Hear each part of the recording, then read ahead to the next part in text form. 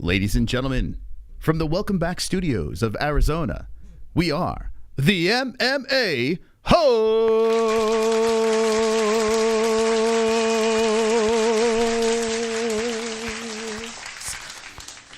Welcome, friends of the show. Hopefully everyone is wonderful. We have a spectacular show planned for you guys tonight. We're doing something a little bit different.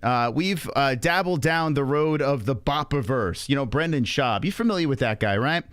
We met a man named Mark Harley who had a lot of things to say about Brendan, and then it got really weird. It got really strange. And we have a new guest tonight. And this is going to be a different show than we've done before because, you know, usually we like to say, hey, what's going on with this Brendan Schaub guy?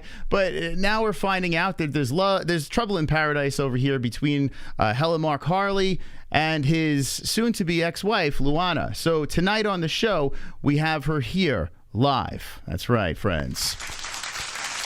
Now, everyone hit the like button, please. And also, I just want to give a quick shout out to our sponsors before we get underway. We got CBDX.com. The promo code is MMA-Holes for 20% off. MyBookie.ag, same promo code. MMA-Holes for 100% matching your first deposit.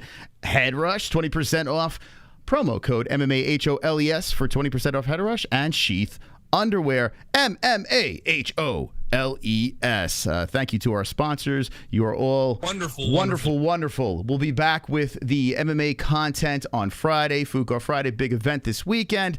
But tonight, we're going to get the other side of the story. And ladies and gentlemen, I want to give a warm welcome in the chat, you know, a round of applause for new friend of the show, Luana.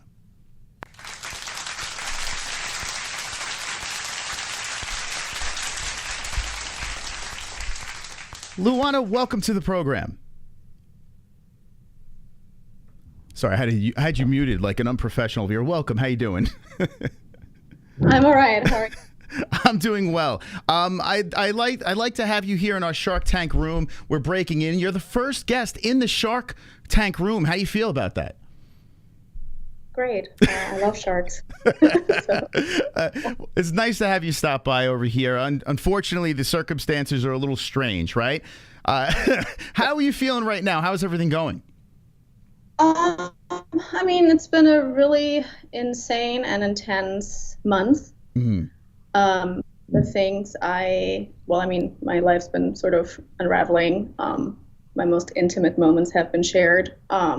Most vulnerable moments out of context, and I found out many horrible things about the person I've been married to for 8 years. So it's been a ride, but I filed for divorce, and I'm looking towards a bright future without this kind of drama and sadness. Darkness. Is Mark Harley. Yeah, you could hear it in your voice. You sound very upset, and we're going to try to. I can't say have fun with this. We're going to try to make light of a pretty weird situation. So the first time we got to meet you, and by the way, if you're just jumping in the show, friends, Luana is they're going through a divorce with Mark Harley. He was a man that worked for Brendan Schaub, and the reason why we met Mark was because of the whole Schaub universe, and then Luana actually came on during the live stream briefly in the background and chimed in. We'll get to that in a sec. But if we can do a little bit of a backstory. You said you guys were together for 8 years. This is 8 years married? Yes.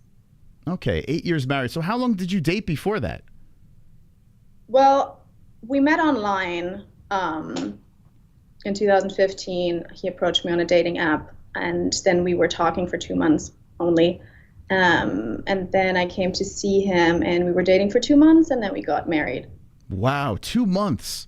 So this is like, hey, let's run to Vegas, get married type deal, or did you have like a big fancy wedding?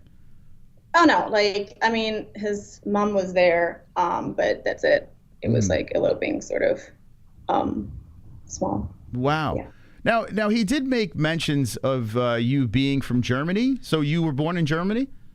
Yes. Okay. I was born in Germany.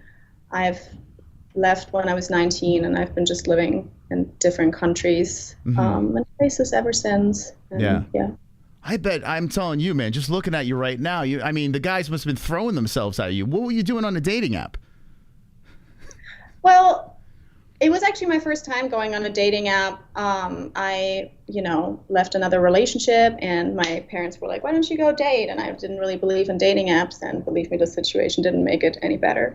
But I just went for fun. They said, why don't you, go for the summer to LA and have fun with your friends? Because I've been to LA many times before, so I had friends here.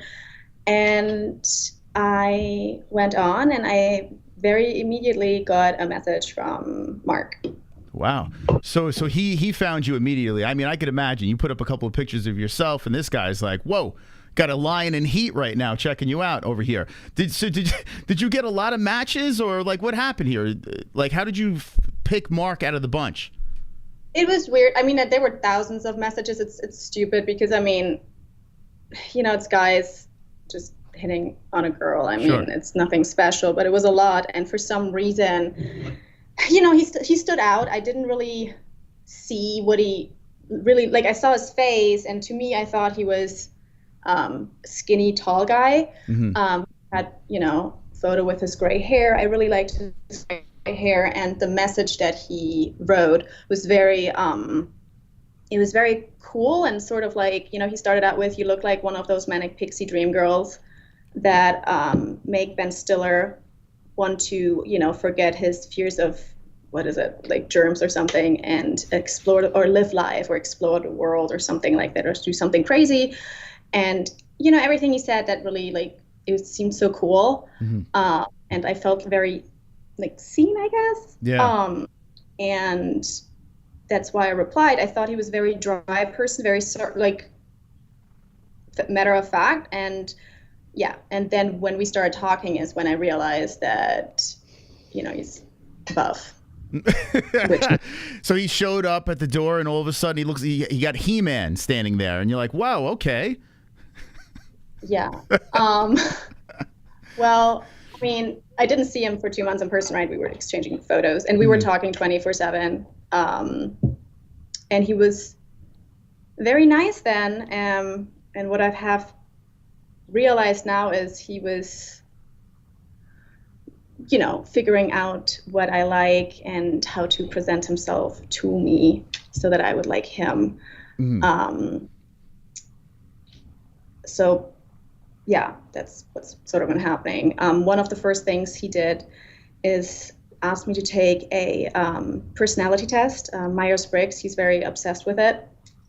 And so I took it, and I said, well, I'm an INFJ. And he said, oh, I knew you were an INFJ. And, the two of us would fit together. Our personality types really, really fit together.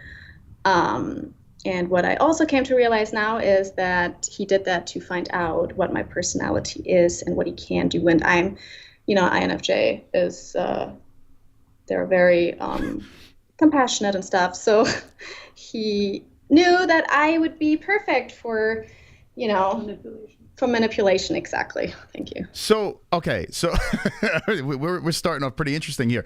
So you're saying Mark is a very charming guy. I guess we can agree with that, right? First impressions of Mark, he seems like he's a smooth talker, right? First impression, yes. I feel like the last year and a half, the mask has been slipping. I've got a lot of messages from a lot of people that were telling me they got really, really weird vibes from him, and it wasn't really like that before, I guess, or at least I didn't see it publicly. So I always thought people really, really liked him because that's what he made it seem like, and he is very charming, yes, which is, but yeah, I feel like the mask is coming off, so.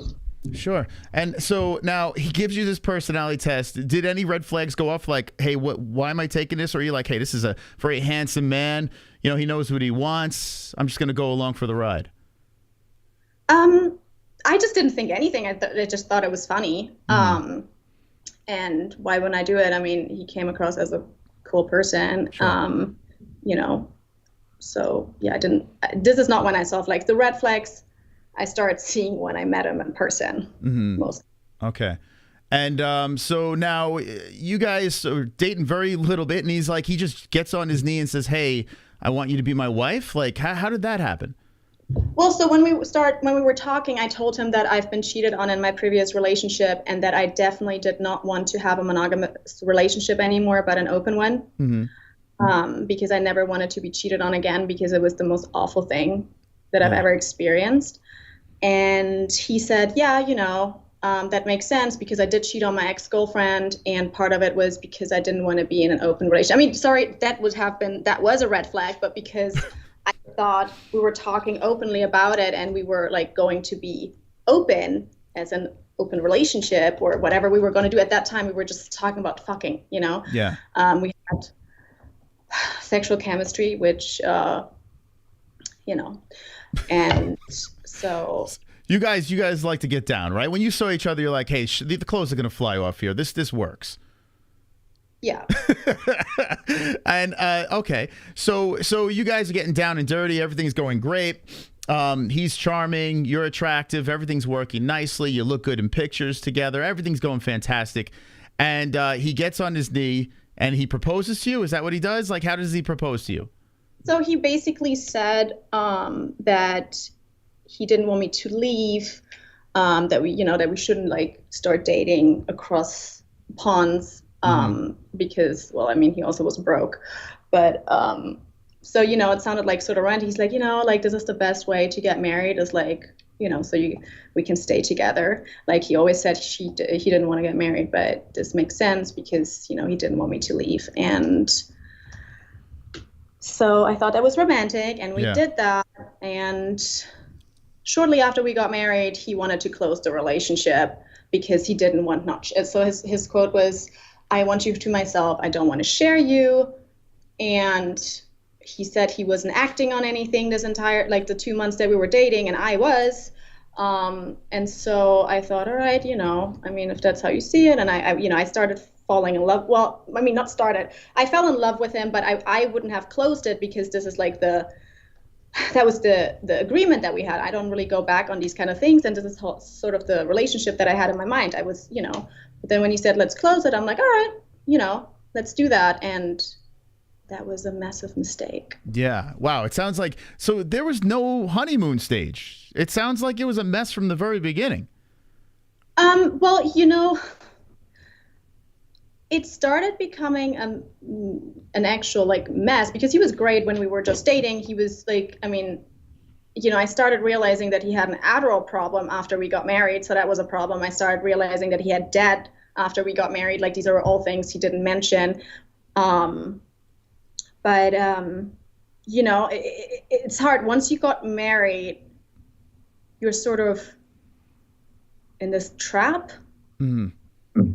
And then so things would start coming up slowly, all of a sudden he, the things he would tell me at first, he's spontaneous, he loves to travel, whatnot. And then he's just on his phone. So it's just on his phone. He absolutely, we would have arguments because I would tell him, dude, like, you're just arguing with people on Facebook. Like, why don't you get a job or do something? Because he also wanted, like, he was writing a screenplay when we met. And I mean, yeah, he's been writing that screenplay for 8 years now. And, you start realizing first it was, oh, like, I'm an artist too, like you. And I really, I want to do this, and I have dreams, and I had dreams. So it's really fit, And then I realized this guy has no passion for anything except his phone. And that would like slowly, and sex, sorry. Of course, sex and Adderall. He would be up for 2-3 days in a row. Sex with him would take 2 hours because he's fucking high. And this is romantic at first, First it was like, oh my God, we have 2 hours sex. And all of a sudden, it's like, why do we always have 2 hours sex? Like, I want to go, it would be like, hey, I'm going out, let's have sex. And it's like, no, we can't because it's going to take 2 hours and you can't get anything done. And that's when I realized there was an issue going on with the Adderall. Again, then he didn't sleep. He would be slowly getting more aggressive when I would say something, He was never aggressive before. But if you criticize him in the littlest bit, he will go off on you. Yeah. So a few months into the marriage is when he started getting physical. Okay. So yeah, it didn't take too long here. Now, what about the accusations of you only wanted to get married because you wanted to get your green card? Is there any truth to that? No, he has been using this for 1,000 years now. He also, in your interview, said that he was staying with me for the green card. I got my green card in 2020. He could have left anytime. I actually said to him, because he's been using it against me for so many years, saying, oh, I got you the green card. Basically, he'd used the green card as a way of control, but also saying, look at what I've done. I'm getting a green card. So therefore, I can do what I want. Okay. But yeah, so in 2020, I got my green card, and I said to him, well, do you still want to get that divorce that you keep talking about? And he said, no, of course not. Yeah, of course not, because you were using it. And once the green card was done, he did not use that anymore until I started having my citizenship interview a month ago. That's when it came up again. But between that, he never said, oh, I'm going to get a divorce because of the green card. No, he would use it as, I'm like, look what I've done for you. I got a car, got you the green card. And it's like, well, I'm from Germany, dude. I lived in London, I lived in Australia, I lived in Norway. I don't need this. You know what I mean? I'm not from a third world country, and where it's like, I need to flee and come over here. Yeah, I love America. I really do. And it's cool that I'm here. But to be honest, what I've sacrificed in these 8 years, I'd rather have lived somewhere else. Going through this. Yeah, it sounds like a nightmare. So it's very difficult for a lot of people to understand why someone would stay in something for 8 years, right? And when people are involved in a toxic relationship, and by the way, I'm not taking any sides here. Just like in the last interview, I'm here just hearing your side, like I heard Mark's side, right? Right. But when you are in a relationship where there is toxic behavior, no matter which party it is, you start scratching your head. You're like, wait, why did this last as long as it did? And so you're saying him holding this green card thing over your head, it kind of kept you hostage in this relationship? Well, this is just part of it. Okay. This is part of it. So because, you have to see it like I'm building a life here, right? Sure. I'm starting to work towards like career. I have my friends, I have my pets. And then there's always this guy, well, but I can't kick you out if I want to. And then the other thing is, one of the things he would do, and he started doing very early on, is telling me that he would always say like, oh yeah, you're hot, but your character sucks. You're like a bad person. And he would, he always would use that and just tell me I'm not a kind person, I'm not nice, I'm horrible. And it sort of made me feel like, at first he made me feel like I'm doing this, because he always said this didn't happen with my ex-girlfriends, they were different. And they were so nice compared to you. And it's like, okay, so then you start thinking, am I the problem? Am I doing something wrong? And for the longest time, I thought I was doing things wrong, because he would tell me, you're making me do this. You make me hurt you. And yeah, so that was, and then also, let's not forget, I was in love with him. Yeah. And he also would make promises. So there is this what's called a cycle of abuse. You get abused, and then they do love bombing and make the promises. And this whole thing starts becoming a dopamine and cortisol situation, right? So every time there's stress and abuse and terror and drama, you have this cortisol, and you're in this fight or flight position. And then once you make up, it's dopamine. So this and everybody can Google this or can talk to a therapist, this becomes addictive. Yeah. So this is, I guess, I would say probably the main reason why I stayed this long, is you just get so addicted. Well, it makes sense. You're not the only person that stayed a little bit too long in a situation. I mean, I've been in that situation as well. A lot of people. I've been in situations where they've been in relationships. I've seen some crazy situations, people getting arrested and stuff like that. And you guys know about that, right? There's videos going around. One person's throwing a video about you. You're throwing a video about Mark. In the beginning, though, so you're saying that was he working? Was he an actor? What was happening in the beginning when you started dating? Okay, so when I met him, he was living with his mom at 31 years old, almost 32. He was writing a screenplay. that was what he told me. I came back to my mom to write a screenplay. Okay. Well, what kind of movie was it? Say that one more time. What kind of movie was this screenplay that he was writing? Like a dark comedy. Okay. Was he saying he wanted you to be in it or anything like that? Was he like promising anything with this movie? No. Okay. No, it had nothing to do with that. I mean, he did. It was actually in the beginning, I thought, a really good screenplay. We would talk about it and it was fun. And within a year, it like became this really weird version of the screenplay because it was like written on drugs and drugs and drugs. And my friend would she would come into the garage where his mom, where he would write at his mom's house, and she would say like, dude, I feel like this is the fucking Shining. And it really felt like it, because he was just writing for days and nights and hours and just like ruining the screenplay, and nothing is getting done. And the screenplay is what, 90 or 120 pages? And that's when I realized, oh, okay, he is a talker, not a doer. So he never finished it? He never finished the screenplay? No. Okay. So what was the plan after that? So you had a job? So when we met, so this is the thing. So we basically, started out basically together. I come here with nothing because, I mean, I had some money, but I came here with nothing because I'm starting new, right? Yeah. So it made sense. So we're both doing something. We're both trying to go after our dreams. My dream was to be a successful graphic designer and eventually a creative director.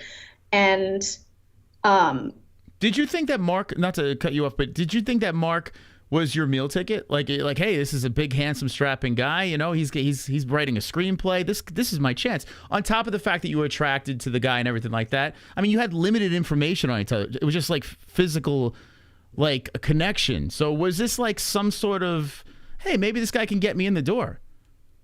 Door for what? I don't know, for whatever, like maybe a launching pad for whatever you wanted to do. I mean, I'm not in the industry at all. Okay.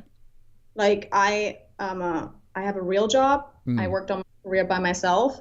Mark did nothing but actually hinder me and threaten me with, doing shit at my work. At some point when he got arrested, in 2021, he ran into a Zoom meeting at work naked, screaming at me and throwing something at me. So no, he did a lot of things to try to undermine me.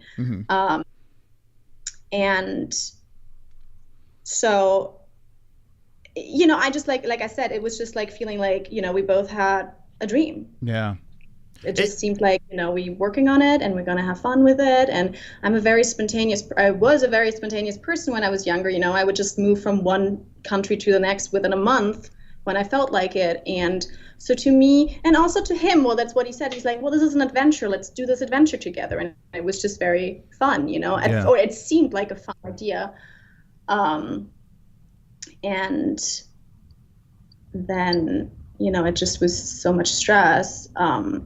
During the relationship, he would move out of nowhere. Like I literally would go out with my friend and then I come home and he's gone.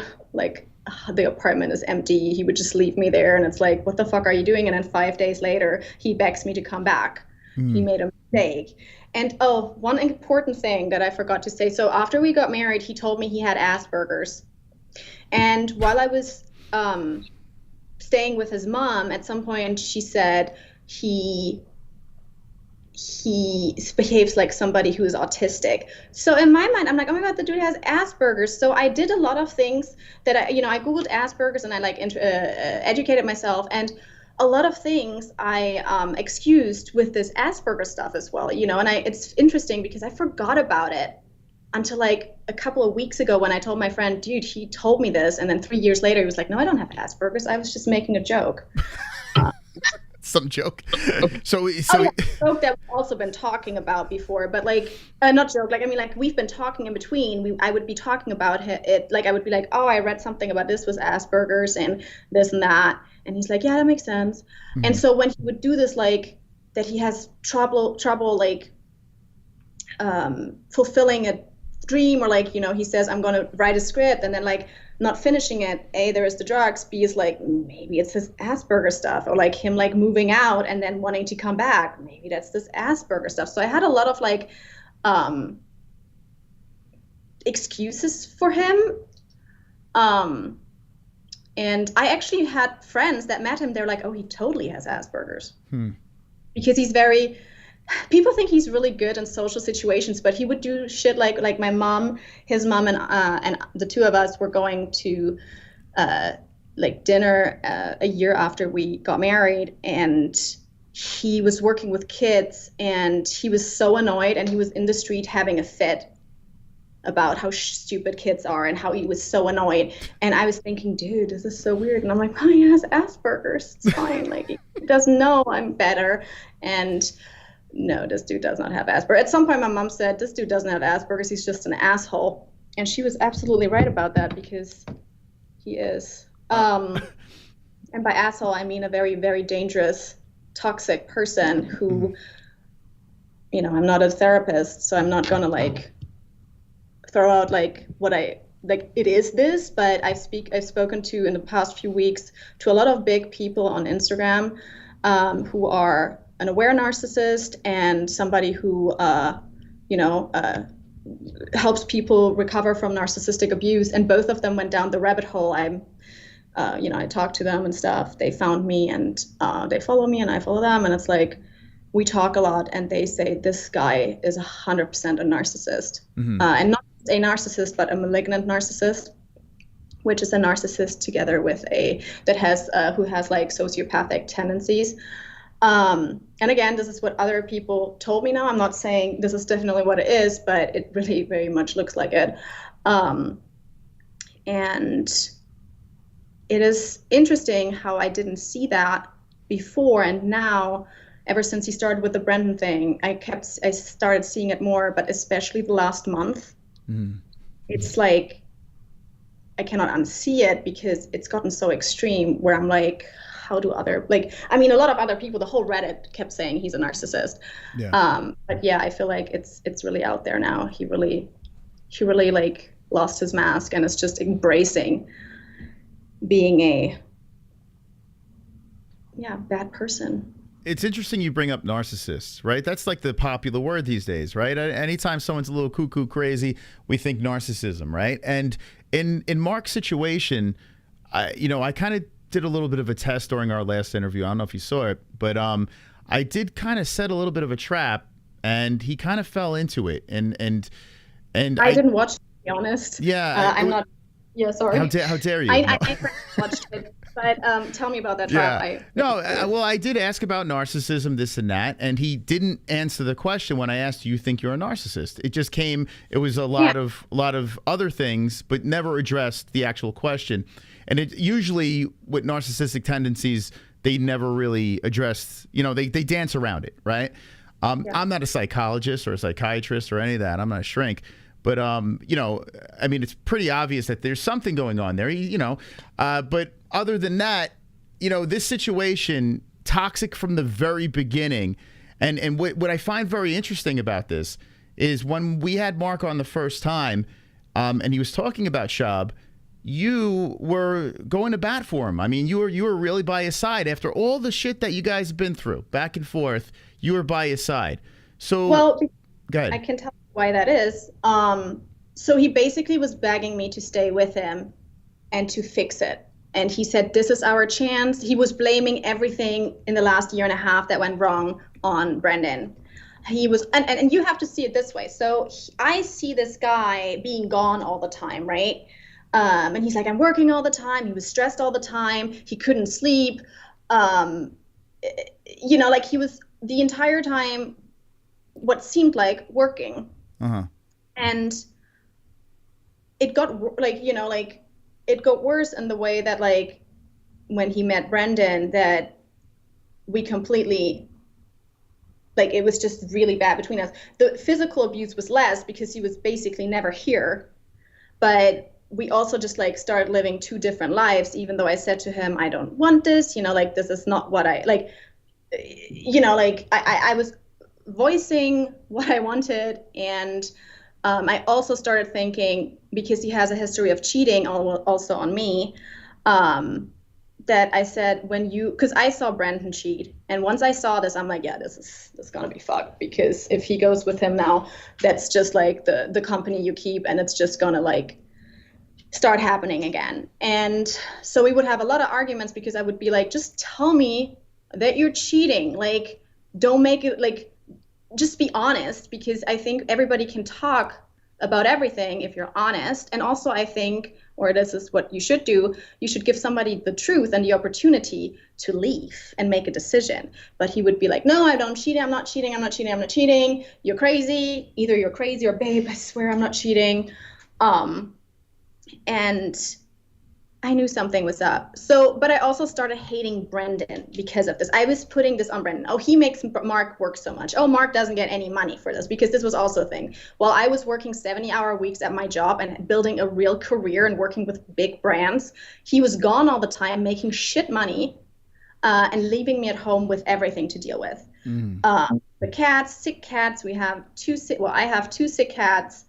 That was, that he always claimed to love and care about. And he also is a very, very dirty and unorganized person. So he would literally come in, throw shit on the ground, and let me, I have to pick it up, because he knows I don't like to live in this kind of dirt. And so I started despising Brendan, right? I'm like, because another thing that started happening, he started making misogynistic comments to me all of a sudden. Because when I met Mark, he was very progressive, and he seemed very like, not slut shaming or anything, and like women and equality and stuff. And all of a sudden it's like, well, maybe if you were cooking more for me, I would behave, if you would be more of a wife, I would behave more like a husband. Then in June he started taking off his, like he would always like have his ring off, and I'm like, okay, so like the Mark interview, there's a lot of stuff you threw at me here. So what I want to do is I want to backpedal. It's fine. No, I'm happy that you're being open and honest with me. I appreciate that. But you did mention that you saw Brendan Schaub cheat. And I mean, the cat's out of the bag, right? I mean, a lot of people have been coming out of the woodwork. In fact, one of the quote unquote baddies DM'd us. Yeah, but then they mysteriously fell off of Instagram. So I don't know. I was like, all right, I was willing to entertain it. But, they kind of fell off the face of the earth. I noticed they were followed by someone. I'm not going to say who, but it kind of, I don't know. Anyway, so talk to me about this. So you're out. Were you out at one of Schaub's comedy shows or something like that? When did you see him cheat? Well, we were in Tacoma in 2021. We were at a wedding, and then Mark was like, let's go. They're in Tacoma. We were in Seattle. So he's like, let's go see a show. You can see Brendan perform, blah, blah.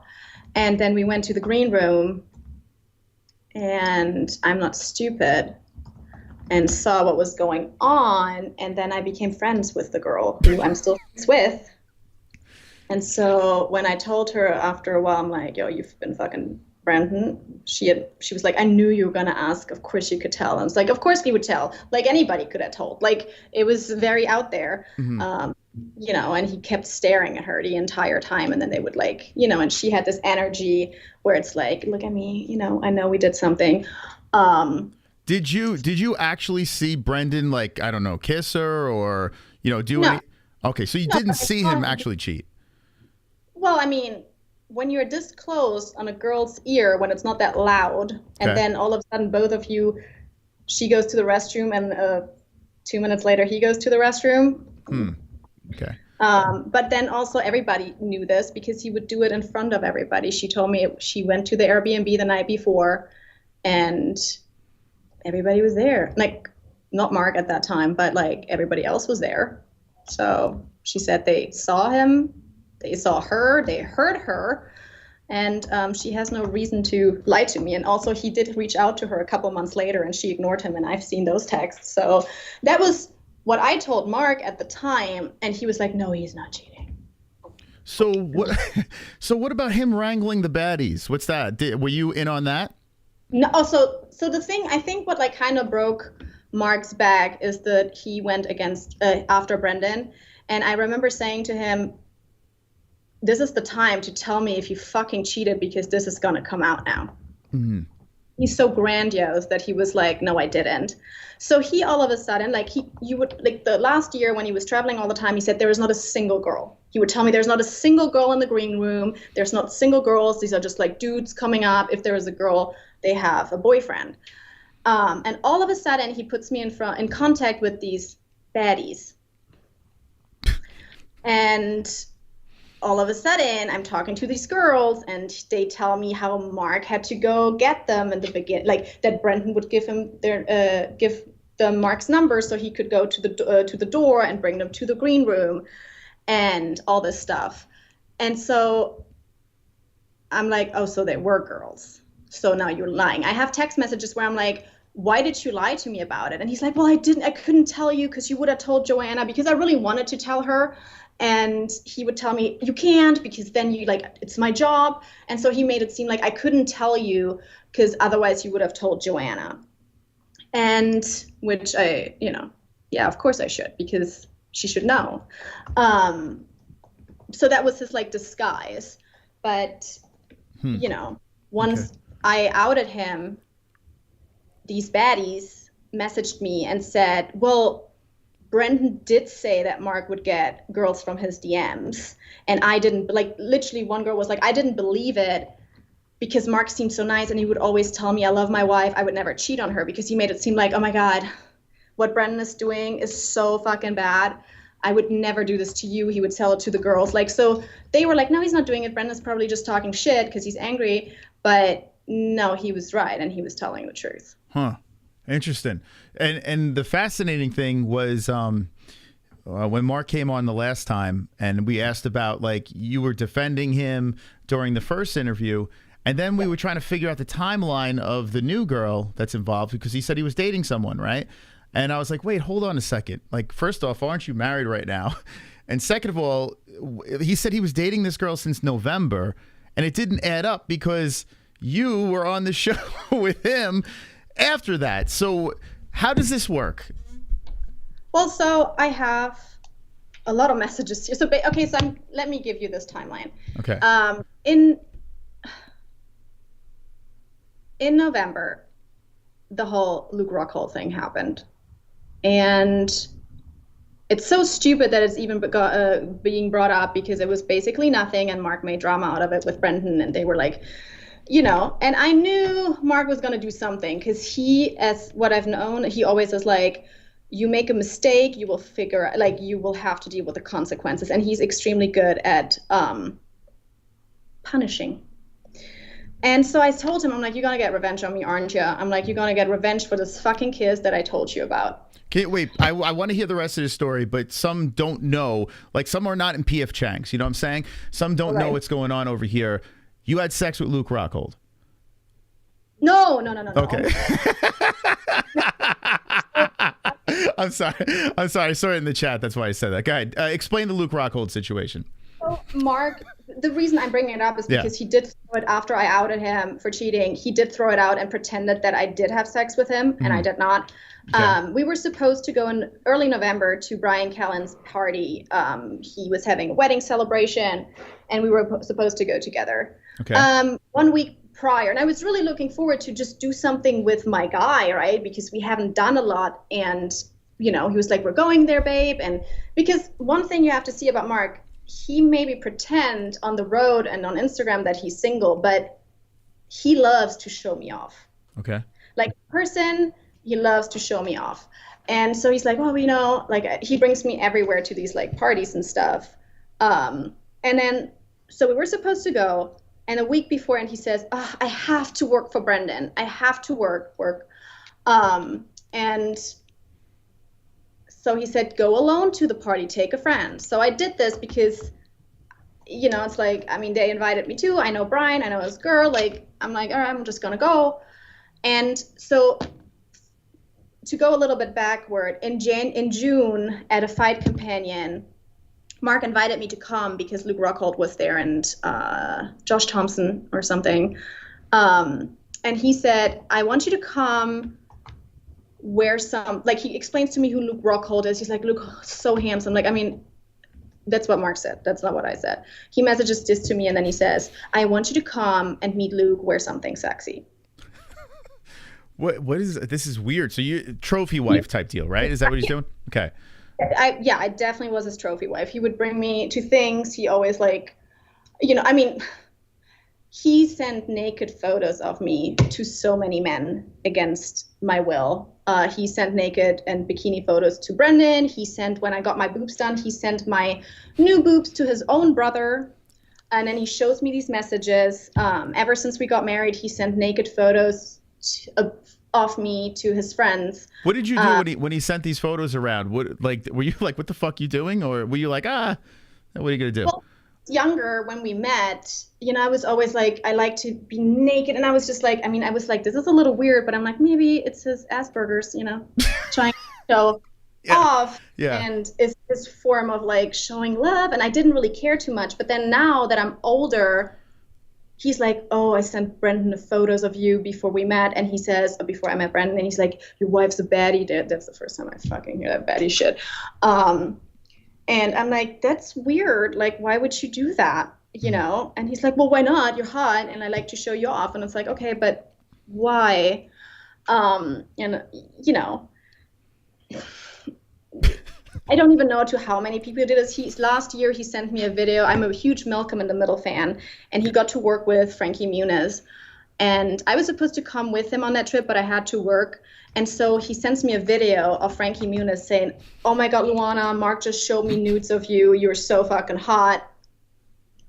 And Mark later said it was just bikini photos. It was nude. And obviously that was sort of funny because it's Frankie, and I was like, this is cool, but he does this weird shit where okay.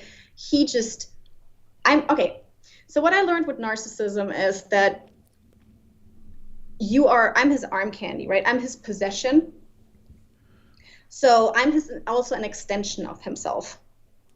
So me being a hot wife and a successful wife, because he would walk around and be like, my wife makes more money than me. She's super successful. He had no problem doing that because that makes him look better. Mm-hmm. And anything that makes him look better feeds his narcissism. Yeah. Anyways, fast forward. I am at the party. And we're going to get to this party in a second here. So you got your breasts done. So what were you before and what are you now? What are we working with? Everyone needs to know this. I don't know. I'm not really wearing bras, so I don't really know. No need, right? No need for a bra when you have that done. Was this a combined, like you and Mark made this decision together? Or you said, hey, Mark, I want to upgrade. Well, I make this decision by myself. He obviously, so he's a very cliche person. One of the things when we met, he would tell me when we met, you look like a suicide girl, because I had like colorful hair and I have tattoos, and because I looked quote, you look underage, but you're not. And that's amazing. And so first I was a suicide girl. Then once I got like more like chill hair, he would start saying, you are like my porn dream come true. So he's very like basic when it comes to he's basic in general, but like he's this very basic classic male. So when I said I wanted to get my boobs done, he said, you don't need it, but sure, why not? Okay. And so it's a true man right there. Yeah. Yeah. So you said, okay, so he supported. He says you don't need it, but if that's something you want to do, he fully supports you. Yeah, also I paid for it. Like, it's not like he's paying for it. Right? All right. So now, so then he, as soon as he got it done, he was so impressed with these breasts that he was just like, I got to show everyone these things. Yes, but so that's what he did. But then I also found out that he told other girls actually that he was so upset that I got a boob job, and that he didn't like that I got it done. It's like, so basically this guy is just like, again, something about narcissism. You're an empty, hollow shell, and you say whatever fits to the person that you're talking to. So I don't know if he actually likes my boobs or not. I cannot tell you, because that's what he told me. He would always like try to touch them, and also be like really weird and be like very gropey and weird about it. And I would tell him this hurts, and he would be like, well, you shouldn't have gotten your boobs done if you didn't like me to touch him like this. Okay. Wow. So, yeah. All right. So now that we got that out of the way, let's get back to this Luke Rockhold story again. Let's pick up where we left off. Yeah, so I go to this party with my friend, and I very rarely drink. I was going since in August last year, I started having burnout. And so I've been going through a burnout for months. I kept working a lot. I was having these issues with Mark. He was never there, not helping, even though I asked him to and actually begged him to, like, I help and, be there for me or whatever. And so I end up at this party, and I said to my friends, you know what? I'm going to drink something tonight. And my friend was like, oh, don't. But I did. And I can't, I drink like 2 drinks and I'm shit-faced. And I see Luke Rockhold. And so, by the way, when he wanted me to go meet him in June, he then never introduced me because Mark was fanboying out on Luke Rockhold so hardcore that he forgot about me. So then when I went to that party, I saw him and I was a little drunk. So I was just like actually, kind of Brian was saying something when he was standing there with Luke, because I was wearing this dress where you could see my abs, and Brian is very supportive and was like, she has the best abs I've ever seen, in front of Luke. And then, we started talking, and then I introduced myself, saying I'm Mark's wife, Mark Harley's wife. He works with Brendan. He's like, oh, the dude that was fanboying out on me. Oh, that's typical Luke Rockhold. Okay. It's also typical Mark Harley. But so Luke was drunk, I was drunk, he was drunk. We were just bantering. We were just having fun. I took a photo for Mark with Luke. So I literally had nothing weird in my mind, because why would I fucking take a photo and send it to you, And I was like, look who's here, Luke. And I sent it, and he's like, I forget what he said, but it doesn't matter. So at some point, again, I'm really drunk. We're bantering, and we kiss. Ooh. And so where was Mark when this happened? Fucking bitches on the road. Okay. So how is Luke Rockhold as a kisser? Does he? I feel like he kisses like a woman. Does he kiss like a man, or how is he a good kisser? Yes. He is a good kisser. Oh, he's a handsome man. What a good-looking guy, right? That Luke Rockhold. This poor guy, like, he's like, who is this bitch? I don't remember her, because why would he? It's like, again, it doesn't matter. Like, we made out. I would have been like, I was so upset in my marriage. I was so lonely. I felt like so like abandoned. And again, I've been communicating that with Mark in hundreds of messages. And so, this happened. And then I still said, no, I can't do this. I'm married. I can't. And he was like, sure, cool, no problem. So what was Luke? So how did Luke get the kiss in here? Let's walk through this whole situation. Yeah, you're gonna be divorced anyway. Who cares, right? Luke Rockhold, he's all suave. He's handsome. Did he have his shirt open and stuff like that? Did you see his chest and everything? Like, what was he doing here? Oh, I don't think his chest was out. He was wearing a shirt or something. I forget what he was wearing, but no, it was like like I said, we were bantering. I'm flirty or whatever. He's flirty. We're both like cocky I'm cocky when I'm drunk. He was cocky. It was fun. Then he says, yo, you want to go get these cookies that are in the kitchen in the house? Because it was a party in a Malibu place, and it was outside. And then I'm like, cookies? Yeah. And I saw them earlier. And I was, I really wanted these cookies. So I'm like, sure, I'm coming with you. And then actually Danny's grandpa was like, can you guys bring me a cookie? I'm like, sure, cool. We get into this kitchen, and at the end of the day, ended up in that bathroom. It is what it is. And you stopped it. You're saying you stopped him from advancing, correct? Yes, I did. Any heavy petting? Did he touch the merchandise or any of that stuff? Don't want to talk about it. Hey, we know Mark is running around doing his thing. I mean, why let it loose? But he's also very, I used to care what he does, but he's also a very, very gross person. I don't think this is interesting or necessary for this. The thing that matters is the fact that I stopped it. Mm-hmm. So I would have wanted to continue. Yeah. But I didn't. I chose, in my mind, I was like, you're married, you can't do this. You guys want a baby, you were trying to get everything better with each other. Like, you can't do this, even though you feel lonely, and even though this would have been fun. So I left, and the immediate thing that I did is I called Mark. Oh, wow. And you told him everything that happened? Yes, and he hung up on me. Told me that I did it for, what did he say? I forgot. Like, he was like, you just like, you're doing this on purpose. Of course you were going to do this. Look at the dress you've been wearing. All of a sudden there's this slut shaming. I'm like, what's that happening now? And I was like, no, actually I was super drunk, and he just pulled me into the bathroom, which is a fucking fact. I'm not saying that I then not like kissed him back or something, but this isn't something that I started.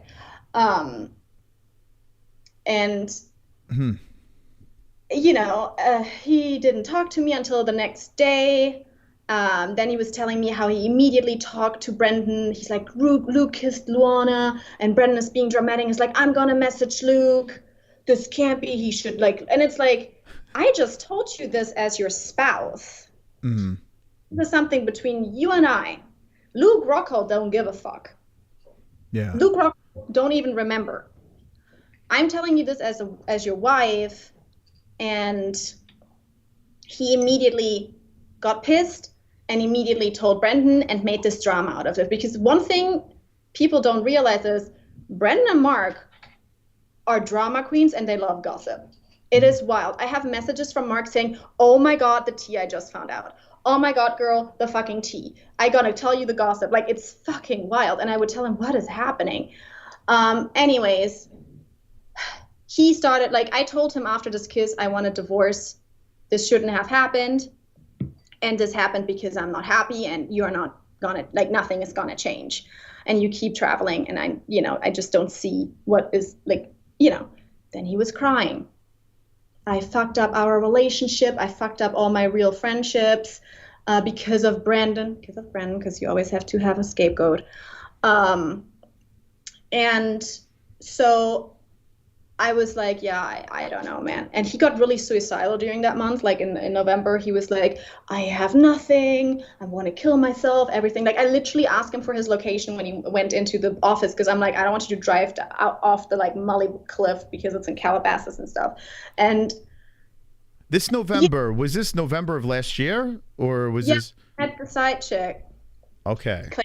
Apparently, because obviously everything he says you have to take with a big grain of salt. So anyways, I've asked him multiple times, I'm like, are you going to revenge this? Like, are you doing something with chicks? No, I'm not. Then he's like, in December, he says, look, I don't have to go to the office that much anymore. I'm way more often home. Like, let's figure this out. Then in January, it's like, same thing. We're like trying to figure it out. He gets kicked or like fired by Brendan, and then it's all like, babe, I'm so glad you're there for me. I'm so glad that you're there for me. And I was like trying to, be there, because we said we were trying to fix this. So a lot of things that he said about Brendan, like he would come home and say, Brendan says I'm sensitive, and I would be like, okay, you are, but you can't say that. I'm sorry, because then you're gonna be he can't take criticism. So I'm just like, okay, and again, I thought this guy was working this entire time. So I'm like, yeah, okay, Brendan is treating you bad. He showed me some messages. So when I came to your show, I was just saying what I thought was the truth. Mm-hmm. And then after that, I found out that Mark wasn't really working anything. He was doing the baddie wrangling and fucking bitches. Girls have reached out to me as far back as like summer. And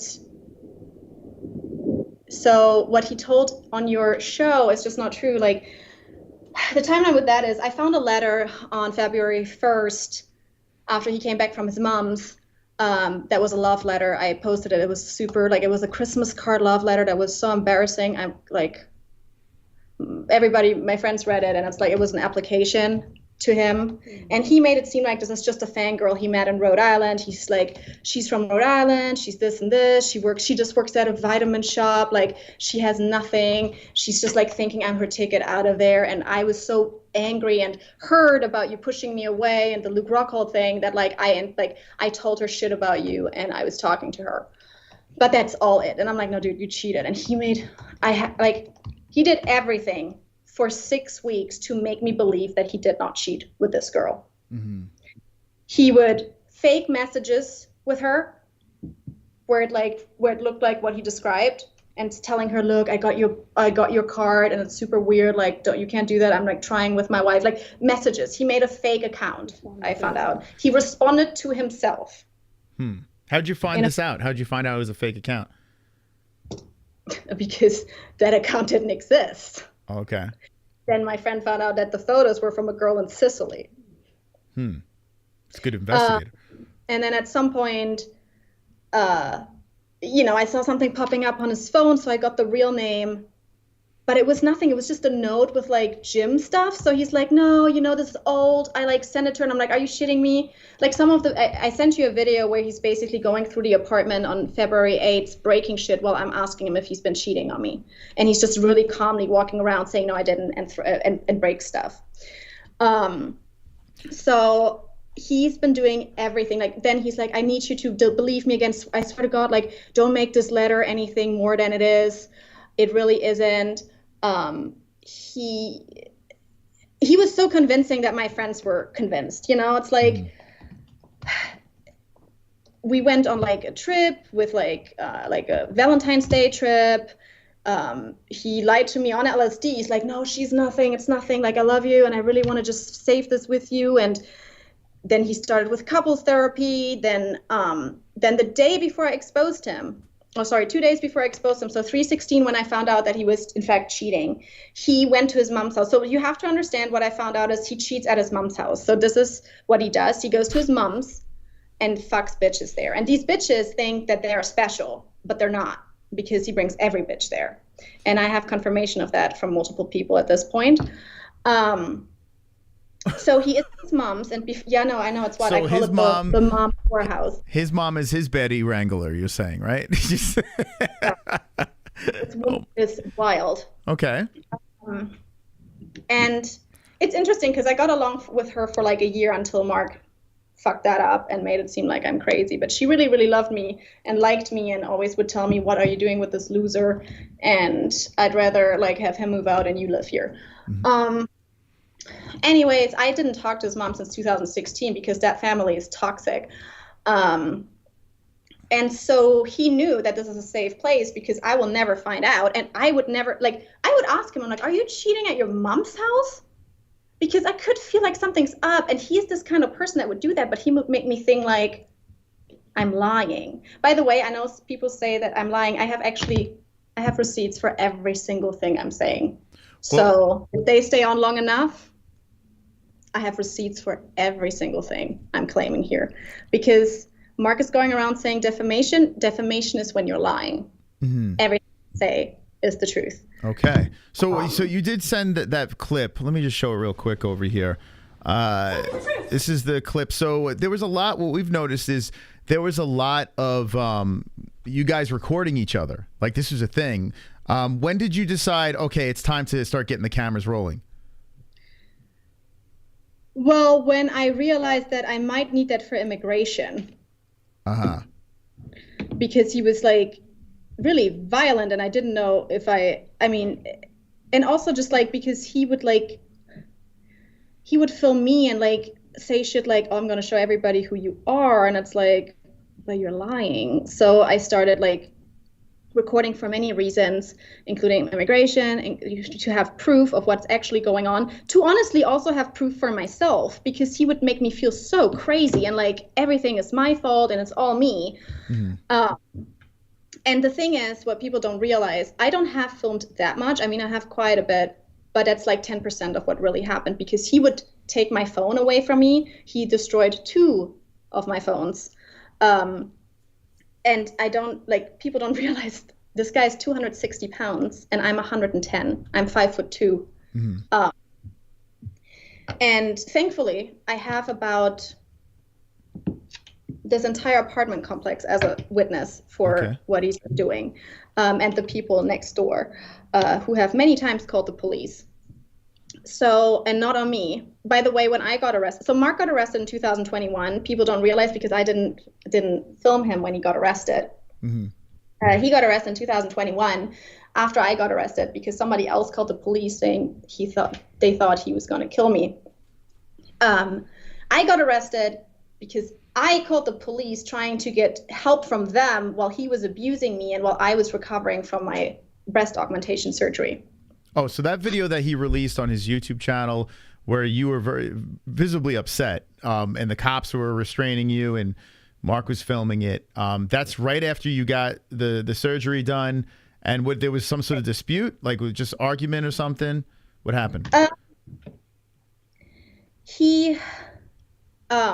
Okay, so first of all, my grandma had died 2 weeks prior to this. My grandma, who I was very, very close to, and Mark was not helping at all. He was prodding me, making me feel like shit. And at that point, I was like, I need to get rid of this guy. Like, you know, when somebody something like death happens, you're like, it opens, like, you're like, what the fuck am I doing? Mm-hmm. I had also my job, like my boob job done because that was already planned. And 3 days, so I got my boob job was 14th of January. I got arrested the 17th.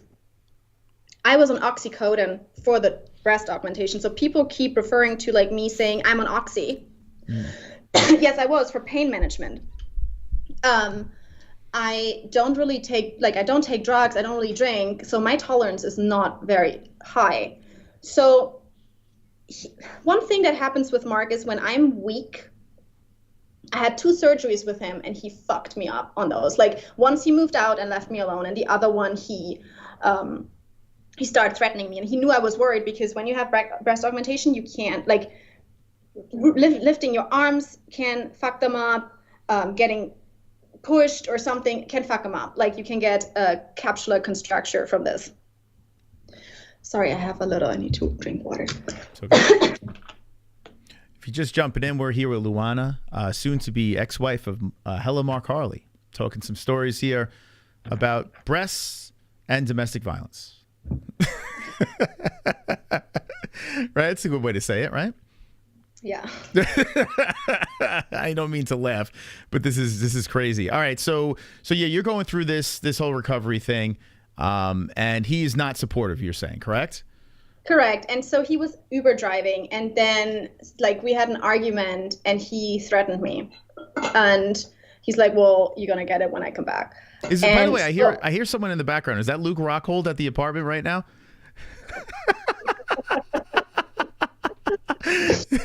Is that Luke? Can we bring Luke on or no?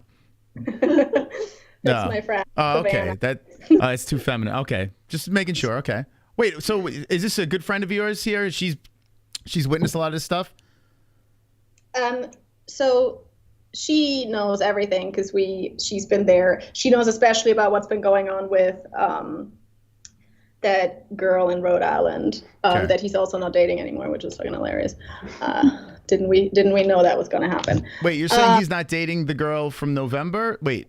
He booted her 2 weeks ago. She's been crying all over Instagram. Not that I care, but unfortunately people keep sending this shit to me. Oh yeah, it's fucking hilarious. She wrote a poem. Mm-hmm. Again, I'm not looking at this stuff. These people are sending it to me. I mean, at the end of the day, she was a victim. I don't think she handled the situation well at all. Weren't you guys going back and forth? You and the new girlfriend? Weren't you having a thing, like kind of arguing back and forth online? For her once, I said one thing. Okay.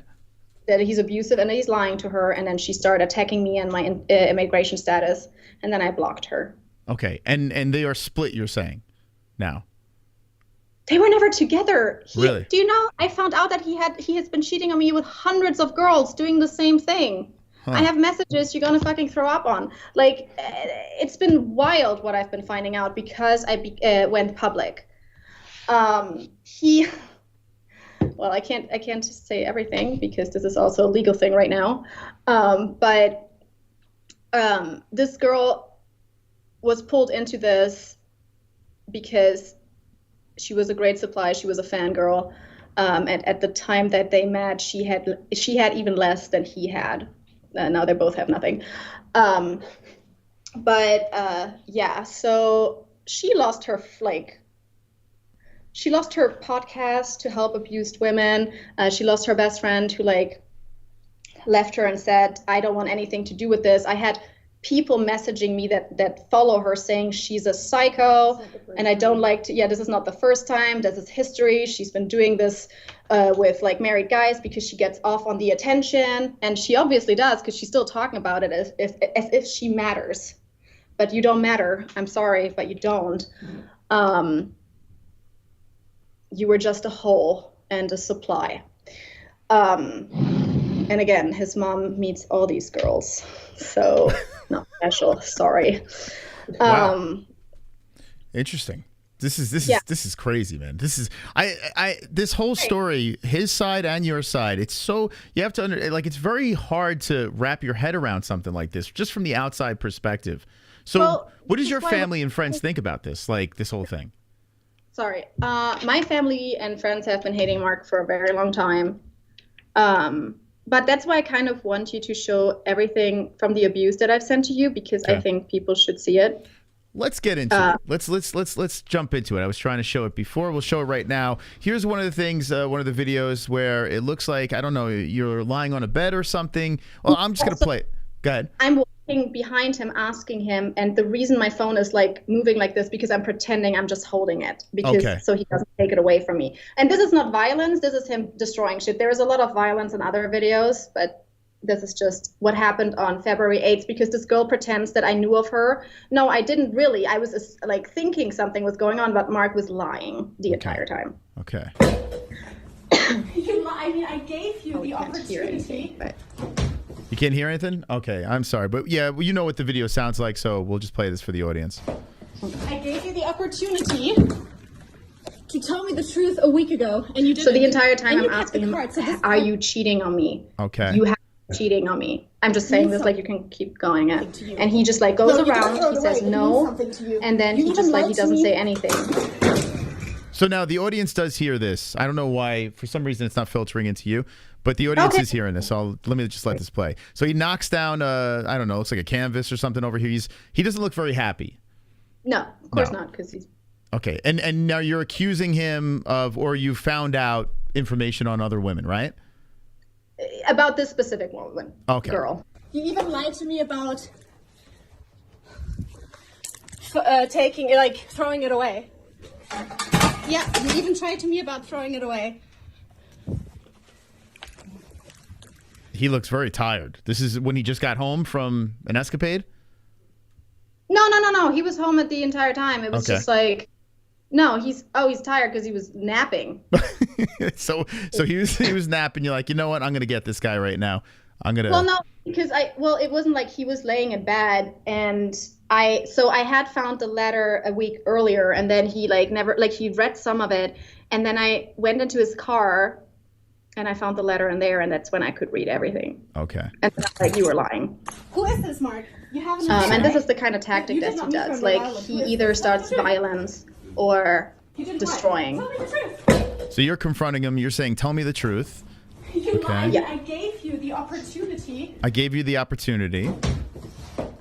I gave you the opportunity to tell me the truth a week ago. And so you gave him the opportunity to tell the truth. Didn't. And you kept the card, so this card means something to you.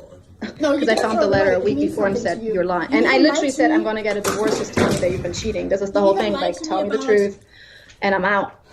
But he said, I didn't cheat. He came back that same night. He left. Yeah, very dramatic. My friend was on the phone. He was, like, threatening. He actually ripped off the key, the chain in front of the door, so I couldn't lock the door. So this is a very harmless video compared to what else I've sent to you. Okay, so let me, we're just getting warmed up here. Now, is this a stripper pole you got in the room? What is going on here? Yes. You got a Christmas tree and a stripper pole. This is a very wholesome apartment you got going on over here. Yeah. What happened on this stripper pole? It's just workout. So wait, hold on a second. You can do tricks on the stripper pole? Yes. Is the stripper pole available? Can we get some in real time tricks right now? No, I put the table here, so no, I can't. Maybe next time. Okay, I had to try. Okay, here's Mark. He's coming out shirtless. There's a Christmas tree, a stripper pole, And okay, we'll just show this real quick. On the couch, yeah. Ready? So he throws the keys at you. Huh? You want this? And then he's on top of me. Maybe I'll fucking throw it through the computer, huh? Is that what you want? Here you go. Oh my god! Okay. He's saying, "Oh my God." He's. There you go. Anything else? I mean, again, this is a Anything else? 260-pound guy. I'm sitting on the couch. I was looking for my cat. I your haven't keys. slept in days. And Got it? he didn't like the fact that I told him that it was his fault, that this is happening with the cat, which it was. And yeah, so he climbed on top of me. That's what's happening there. He's Okay. pushing me into the. Yeah, so he's throwing the key, and then he's pushing me into the couch. Like, I don't know if you ever had a 260-pound guy on top of you, but that hurts. Yeah, this doesn't look like it's very. It's a friendly interaction. No one should be having keys thrown at them. Now, there's been a bunch of videos back and forth that we've seen. We saw the video of course, you were trying to leave the house, and he's behind the car. He's trying to stop you. I don't know what he's trying to do, but he's like shaking the car, and he's yelling, screaming. The car thing, he's also lying about that. So what happened was, it was July 23rd, 2020.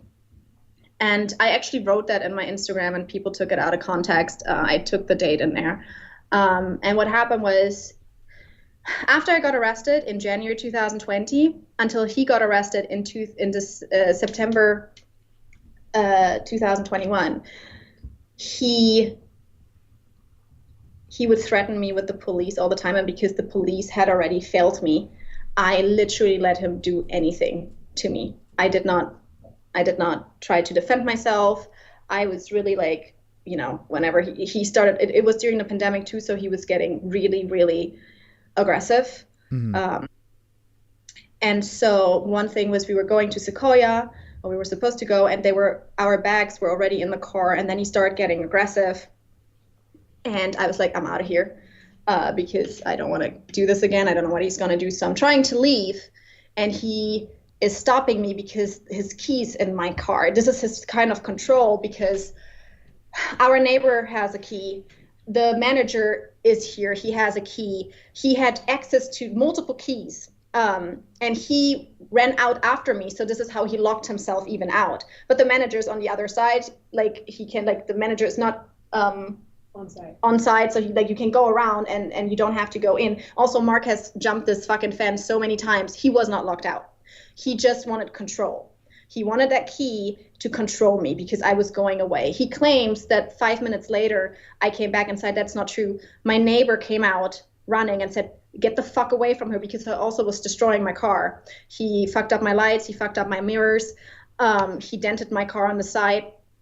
She told him to get the fuck away from me. I drove off, and I drove to the police. So it's what he's saying is not true. And then I was sitting in front of the police station, not knowing what to do, and I was just trying to calm the fuck down. So yeah, he's lying about that. He's saying I stole his keys. That's not true.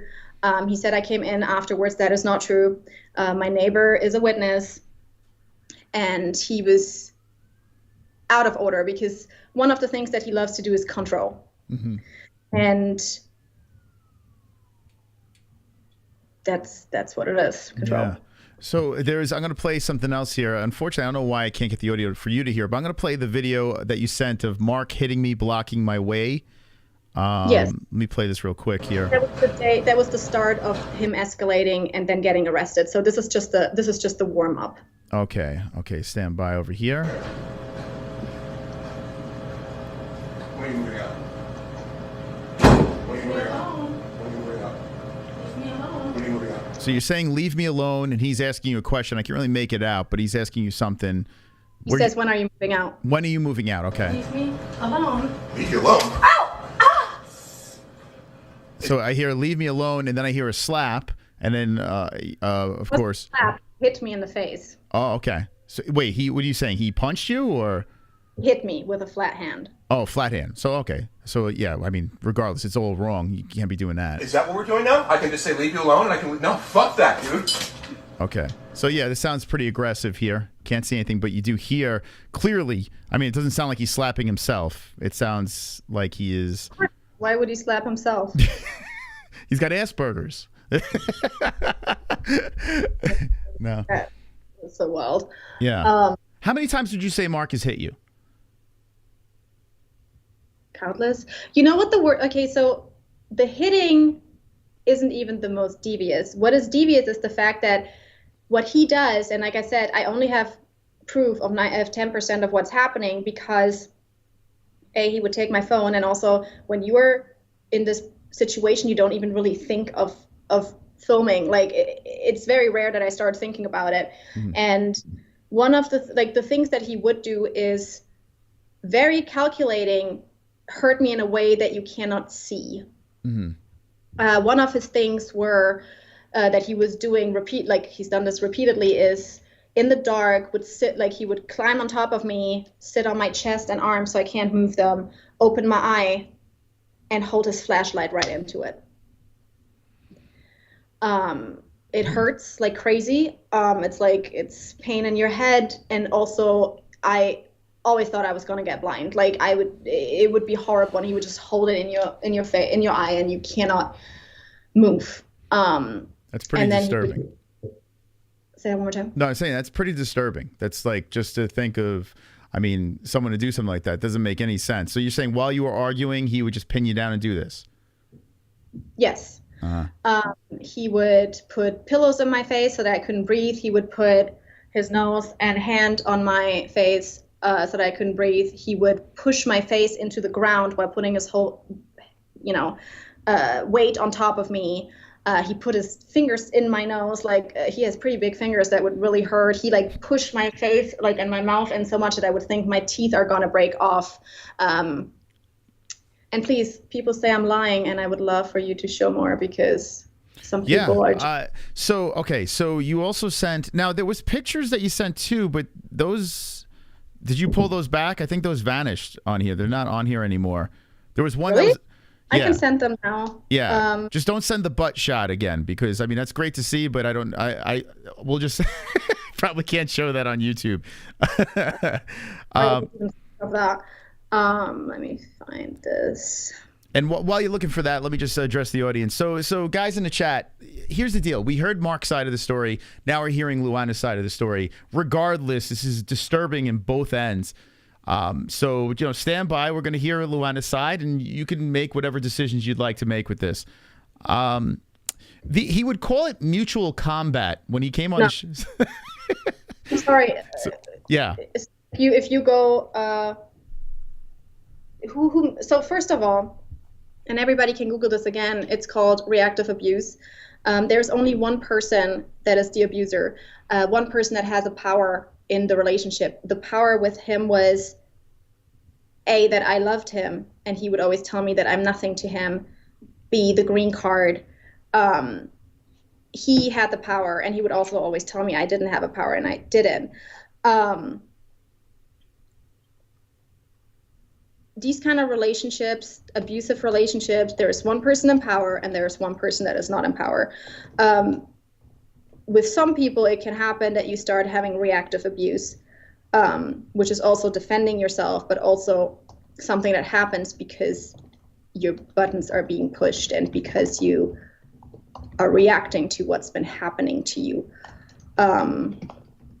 Let me send you this, because he's been trying to. Yeah, he's been trying to. It's like, this guy is 260 pounds saying he's not afraid of anything. He says he can fuck up Luke Rockhold. He says he can fuck up Brendan Schaub. Do you think he's afraid of me? He's not. Yeah, he's a big man. He's pretending now that he is. And he never was 1 second afraid of me. What about the frying pan situation? He said he was hit over the head with a frying pan. What was that about? I discussed this at the girls, the Guys We Fuck podcast is discussing that. I don't want to talk about that anymore because he's, again, lying about this. Let me send you, sorry. So he's claiming that you hit him over the head, but you're saying you didn't, right?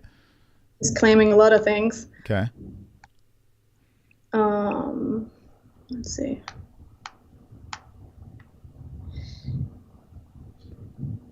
And he had an excuse for everything. I mean, so I'm going to send you these.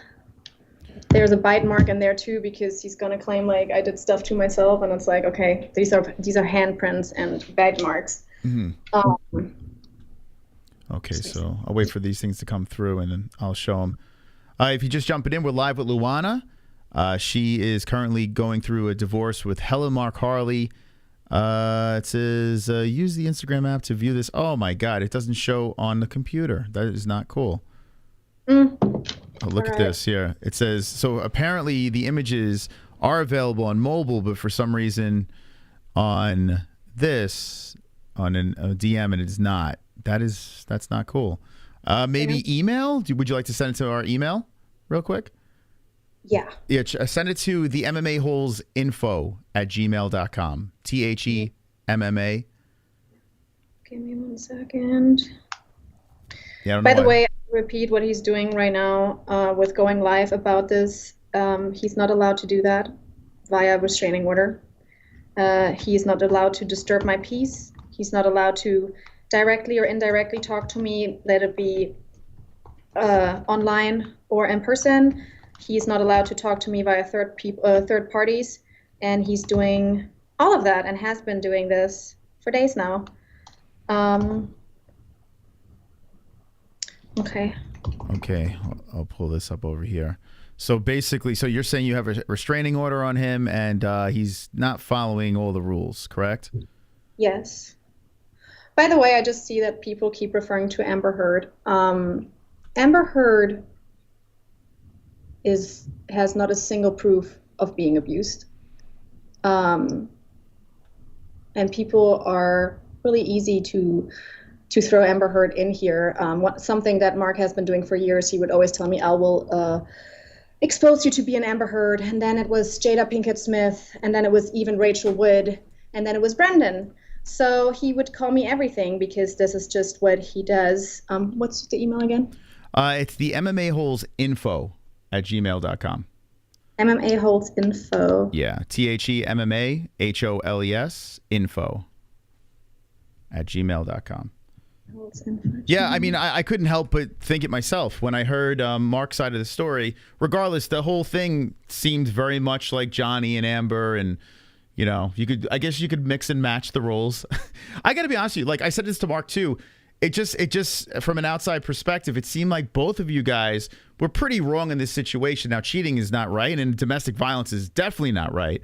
But it did seem like you kind of got aggressive with him too. So you're saying that you did not get aggressive with him? So what he isn't showing in these videos is that he has abused me in every single video before I did anything. Okay. So this is why I'm calling it. It didn't work. I fucked up the name. It's okay. Let's see this one more time. Yeah, it's THE. Oh, baby. Oh shit, sweetie. Oh. Oh. Get away. Oh. Sorry. That's sorry. What is that? Was it a cat or a dog? I didn't see it froze for a second. Okay, cat was attacking you. Yeah, THEMMA-HOLES info@gmail.com. And I'll show them up over here. Yeah, I don't know why Instagram does that. So now, what's the next step now? What are you waiting for now? Just basically all the papers to go through. Has he signed the papers as well for the divorce? Okay, so wait, MMA-Holes. It's THE, the MMA-Holes info.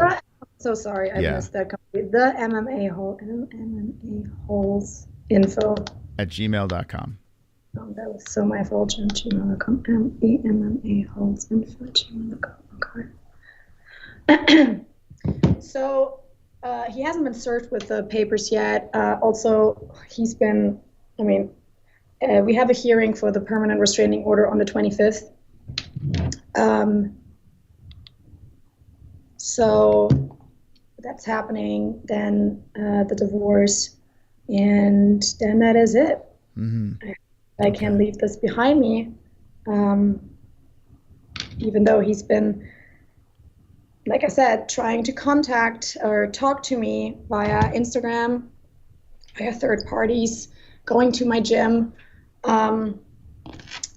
So, and also making fun of the situation, and directly actually mentioning me in his Instagram. So Yeah, it's a lot. I thought he would not do that.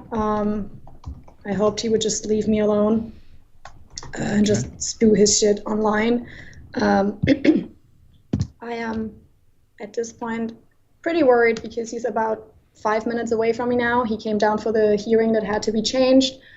He is not at his mom's anymore. He's now with a friend, which is creepy as fuck. Again, he's been escalating since Friday. He's scaring me. Him not caring about the restraining order is very scary, which is also common with narcissists. They will get a restraining order and will not listen to it. And yeah, so, you know, there's a lot of things that are happening right now that are scary and still going on. I just, you know, I want to put this behind me. The reason why I talk about this is because he's been doing this for as long as 20 years as I found out now from exes. And nobody has ever stopped him. And think about it, he has cheated with so many girls and not a single girl has ever reached out until now. So I feel like I have to expose him and talk about this because otherwise this is going to happen to another girl. And if this is what he's done to me, what's he going to do to the next girl? And still me, because he's very vindictive. He doesn't care about the law. He was giving domestic violence classes, mandatory domestic violence classes after he was arrested. He didn't do them. Like, he just plays with the law like he doesn't care. He goes on podcasts saying he's a drug dealer. He goes online and says he can fuck up guys and then like pretend. He's just very, very disturbing, and he's becoming more disturbing. And I don't know what he's going to do, but I feel like I have to talk about this because I absolutely do not want another girl to go through this and lose 8 years of her life and possibly her life. So yeah. Ever since this all went south, have you had anyone from Schaub's side of things reach out to you or see how you were doing throughout this whole thing, or they completely cut ties with you guys? I talked to some people there, yeah. Okay. And they've been supportive to you, or they've been more on Mark's side? Okay. Oh, no, nobody's on Mark's side. Yeah. It seems like a lot of bridges were burnt, right? On both sides. I mean, he was fired and Mark wasn't happy. So what do you think about the firing now?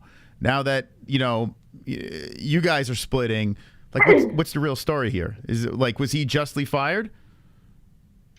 I think so, yes, because, again, he was pretending that he worked, and then now the messages that Brendan would send to him that he would show me make more sense, because Brendan would say, you're aggressive, you don't listen, you are not working, and, part of me was always like, this does sound like Mark, but then I'm like, I do see him gone all the time, and, but now I'm like, yes, now this all makes sense because, again, now it came out, he was partying, he was taking drugs, he was fucking bitches, he was orchestrating bitches, he's talking to bitches all the time. Like, yeah, I do. And again, fuck Brendan. I don't like this guy, no matter what. He might not abuse his wife physically, but this is their problem and, like, that's their thing, but I don't like him as a person. And, they both are bad to me. It's just Mark is worse. Everything that Mark was telling about Brendan came true. Let's not forget, he went out there trying to expose Brendan as a narcissist and a cheater. Meanwhile, that's him. Mm-hmm. And now we know this because now it became public. And not just that, he's also an abuser, physically, emotionally, mentally, and sexually.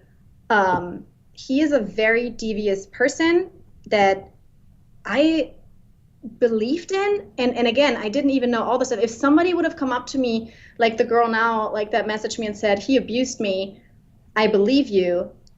If she would have come towards me a couple of years ago or immediately, I would have left him because it is easier to say, okay, he abuses me. But when I would hear this from another person, I would have been like, no, Does that make sense? Yeah. It makes it worse to me that he did this to somebody else.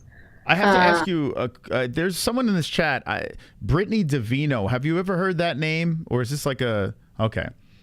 No. It's probably an alt account or something. They keep saying, since they've been screaming in the chat, I'll give them a little shout here. They're saying, Luana, in all your relationships, you're an abuse victim. How is that possible? And it's a little suspect, that account over there, but would you want to address that? I don't understand the question. They're claiming that in all of your relationships, you're the victim of some sort of abuse. Is that, would you say that's accurate?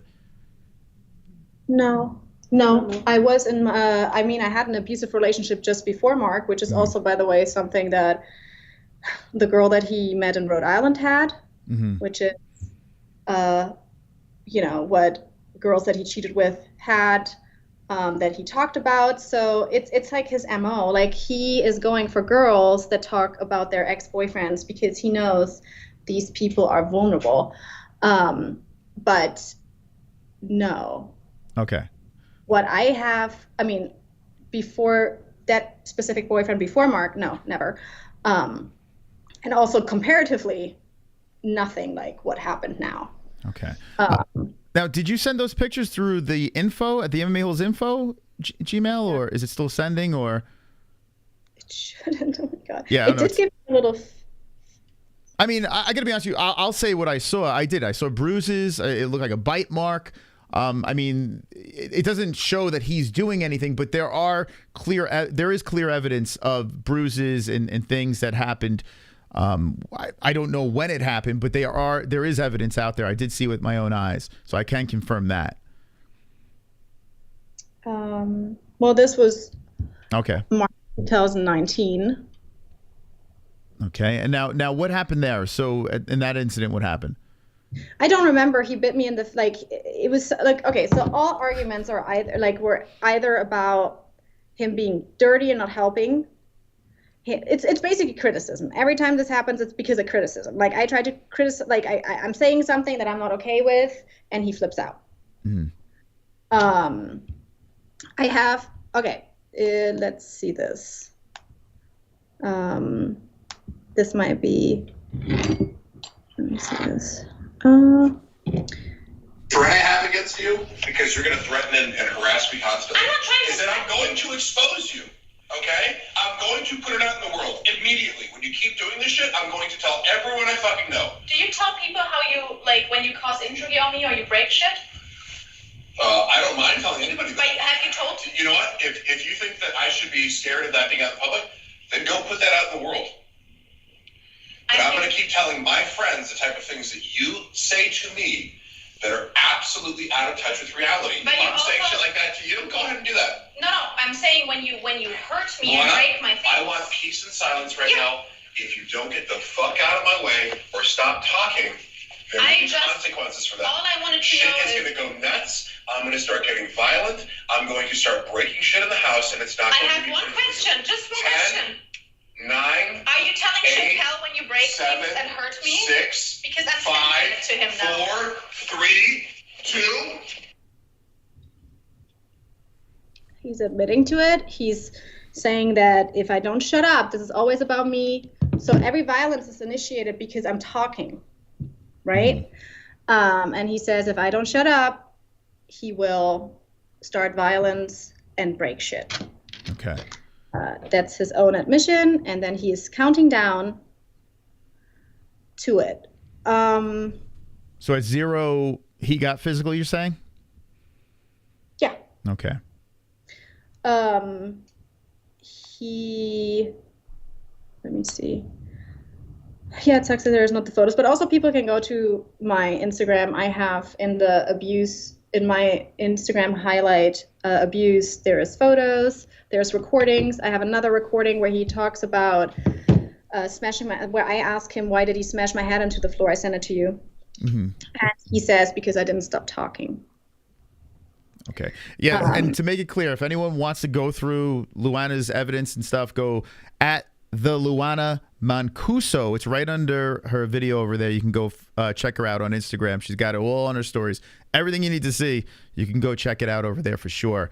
I got a couple of alerts from the community, and I would like to play those. Let's see over here. They got some questions for you. How do you feel about that? Sure. Okay. How you doing? Okay. You doing all right? Yeah. I'm sure this is a little tough to go down this rabbit hole, right? This crazy stuff that went At down. the end of the day, I feel like there's a lot of people that will just always excuse abuse. Yeah. Well, that's the thing. As soon as it hits the internet, it goes on shows, people are going to, take sides. And I'm trying to stay as unbiased as possible. Like I said, Mark was a very nice guy to me. Never did anything wrong to me. He was very cordial in our exchanges. But it is only fair to hear your side. Supply. I have this message here. Let me see where this is. So one message was, and I got it on Wednesday night, like a week ago. Okay. Hi, Luana. I hesitated about whether I would even be helpful to message you, but ... and someone who knew quite well and experienced and witnessed his abusive behaviors as well as gaslighting you, I wanted to reach out. If you want to know more, I'm happy to share if that would be helpful for your healing and further solidifying Mark's pattern of lies, betrayal, gaslighting, and pressing buttons. Knowing Mark, I wouldn't be surprised if you've gotten quite a few messages from other women. This girl has messaged me a lot of stuff that was wild, that is predating Brendan. And he became physical and aggressive with her. And there's other things that I can't, like I said, show right now. They will be shown, and probably I'm going on a few bigger podcasts where we go into this and really go into this proof, because there is other people where this happened and who are actually really afraid of him. Mm-hmm. And then I couldn't imagine a bigger podcast than this, Luana. Let's be honest here. I mean, this is the epitome of podcasts here, Well, I told you that if we would have been in person, because the other one is going to be in person, so they can verify the messages. They can look at the girls without outing them. Okay. They can talk to the girls, but they don't want to be outed by name. Mm-hmm. Gotcha. It was one of the girls from Arizona. Arizona. Yeah, there was a girl from Arizona that I'm not going to say too much information, but there was a girl from Arizona who reached out and said that they had information. They happened to be followed by Hella Mark. That was the only one that I saw there, and then they disappeared. Their account just fell off the face of the earth, and it was really fishy. Like, I was like, who is this girl over here? No one from Arizona? Yeah. Oh, did you see the name? I don't want to say the name, but there was she's from Arizona. That's. Well, you can text me the name. Yeah, I can do that. Because there is girls that have witnessed something with him and me in Arizona, so I'm not sure if that might be that. Okay. There was a whole podcast episode that wasn't aired because of people finding out about this when we were in Arizona, and they were like, we don't like we believe you, and we've seen how he behaved, like how he treated you when you were when you were here. There might even be somebody else. Okay. An ex-girlfriend of him reached out to me when it became public on Twitter, and she said, I believe you even without the videos and screenshots. I know we don't know each other. I knew of her. That's why I recognized the name immediately.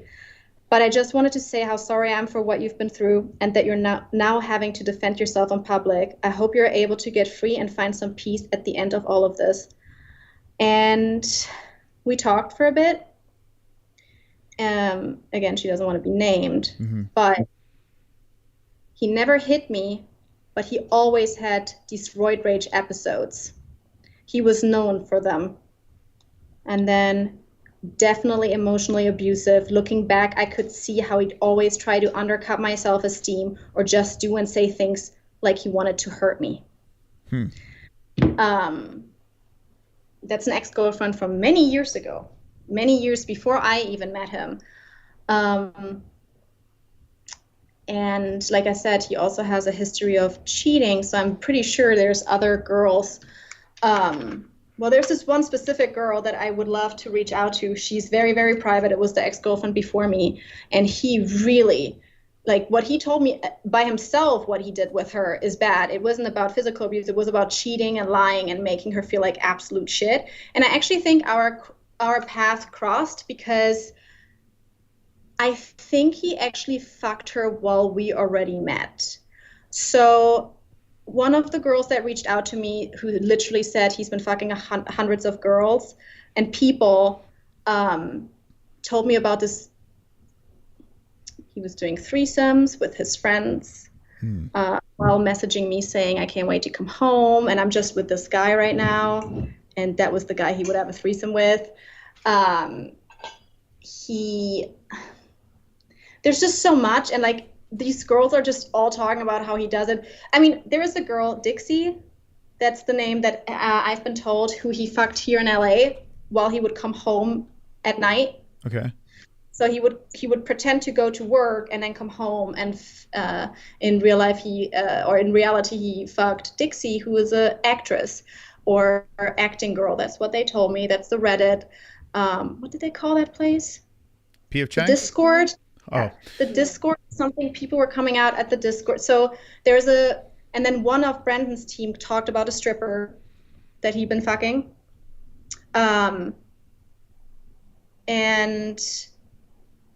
so we established that he had sex even while he was here in Los Angeles and coming home at night pretending he was working. Mm-hmm. He would apparently have fuck people whenever I would go on a trip. Whenever he would go on a trip. I mean, there was a history. I know that he flew a girl out to New York once because that's what I found out in 2018.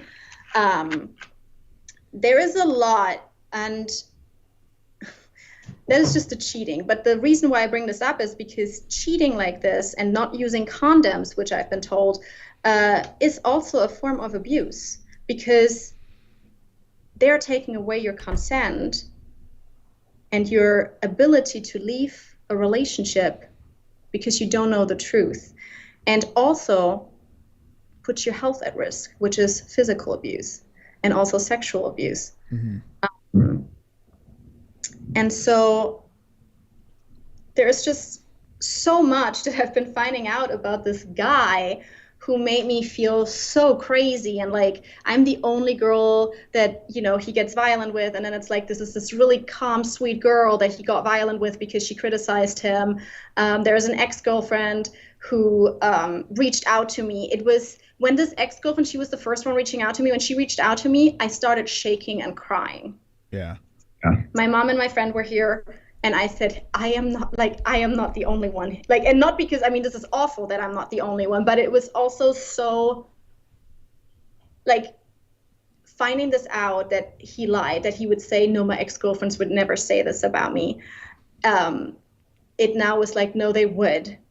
They just didn't, they just didn't because they're afraid or they just moved on with their lives. Okay. It was very validating. And it just showed me that I don't know this guy, that nobody knows this guy doesn't know himself, but he's very, very devious and sinister and very, very empty. And he's just holding on right now to these straws, like he's like grabbing for straws because there is an investigation going on right now. Like, And like I said, there is still like the legal stuff that has to happen, which is why I can't talk about everything. And there's also like these people that are afraid. There's just so much with this guy where I'm like, Jesus, if somebody would have done something earlier, all of this wouldn't have happened. Does that make sense? Like, of course, I play my part in this, but if somebody would have said something earlier, and he has these enablers around him, his mother, his brother, they know this. This girl told me that he was abused at his mother's house and his mother did nothing. Same as me. He pushed me down he tried to push me down the stairs while I'm holding on to the, railing? And his mom is there. Mark, stop. I don't want the police in the house. Yes. He did mention, he did mention that story, but had a little bit of a twist to that one over there. So you're saying that, his mom was just basically like, hey, cut it out, for all the wrong reasons. It's nuts, man. Basically. Okay. I mean, his mom is an enabler. She would tell me, that I shouldn't argue with him because he is so stressful. She's like, you don't argue with him. Like, you can't argue with him. He will never like admit to anything or like not argue. Like, there was this story where his mom had a new couch. He was sitting on it. And he was putting his fucking dirty feet on their shoes, and he's like heavy and stuff. And she says, please don't put that on there. Like, it's a new couch. And then he starts arguing why that shouldn't be a problem. And I said to him, dude, this is your mom. Like, do the fuck she says. And then she says to me, don't argue with him. Don't argue with him. I was like, but if I don't argue with him, then he just keeps doing this. Because if you don't point this out, then you keep doing, like, he keeps doing this. And I just realized over the years that not a single person is holding him accountable for anything. And the reason why he and I, quote unquote, clashed, or why he probably abused me more than anyone, because of the time, but also because I would say more shit, I would be like, yo, I want this. So basically, I think he hates me, despises me because he wasn't able, I made a career, I grew while I was with him, and I also hold in front of him what he is. Like, Mark has so many insecurities. He would always, he is too small, he doesn't feel sexy, he would always say, like, you're not attracted to me anymore, like this, and that. It's all about what he looks like. Oh my God, my hairline, I'm losing my hair, look, my hair is thinning. Like, he even has fucking issues with his dick. Like, his first girlfriend went around in high school, she cheated on him, probably super traumatic, and then went around and talked shit about his dick and saying it was weird. And he's almost 40 and he's still talking about this. So what's wrong with his dick? What would he be worried about? Curve? Does it have a weird curve or something? No. Well, I don't want to talk about his dick in that way. I'm just saying, I think this is like, it's just something so deeply rooted where a grown man is like, my dick is weird, right? My dick is ugly, right? And he just, because this one girl said it 25 years ago or 24 years ago. What did she say? What did the girl say? I don't remember. No, I do remember. I don't want to say it. You got, come on, Luana. I mean, how bad could it be? What is it? All right, if I guess it, can you agree or disagree? Is it like, I don't know, is it long? Is he well hung, Mark? For his size? Yeah. I don't know. I can tell you that this big horse cock? Is he working with a big horse cock or what? It's not a horse cock. No? What do you say? Like a... I tell you, his cock is disgusting because he lets everybody sit on it. Oh, okay. He is community property. That's what his cock is. It's the most dirty cock you could ever imagine. Is it lopsided? Does it like when he takes his pants off, does the dick go in one direction? Like it can't stop going in a direction? No. Does he have a big head on his dick? Is that what it is? That would be a good thing. Oh, okay. So little head. Does he have a small head? Maybe it's too small. Honestly, like, this is like something a fucking 16-year-old girl said. I don't really care. I don't want. The thing also is like, okay, the guy's obsessed with his dick. Okay, right. Like, he talks about his dick every single day. So us talking about his dick right now is fueling his ego. Yeah. Okay. I'm actually disappointed in myself. Mark, I know you're watching this. How big is your dick? Could you let the people know on the other stream? All right, listen, Luana, we got a bunch of questions. We've been going, and this has been very fascinating, but I feel like we're kind of running in circles. We're chasing our tails, right? Let's hear from the audience here, because I'm sure they have great comments and questions, okay? Okay, here it comes. Oh, super chat. Hold on, we got Guru the Pig coming in. On a 1 to 10, how attracted were you to Mark when you first met him? Were the panties absolutely soaked? Okay, so I was super attracted to him because, something so his persona basically is, I created his persona, right? When I met him, I was super attracted to him physically, but he didn't really he was super basic, right? Like he was covered in cat hair. He would wear really weird clothes. And I always loved Conan the Barbarian. I always loved, Vikings and warriors and all this shit. And so when we met, I told him, I said, you remind me of like Conan the Barbarian. So when I met Mark, he was 40 pounds lighter than he is now. Actually, I'm not sure what he is right now. The last time I've seen him a month ago, he was 260 pounds, so 40 pounds heavier.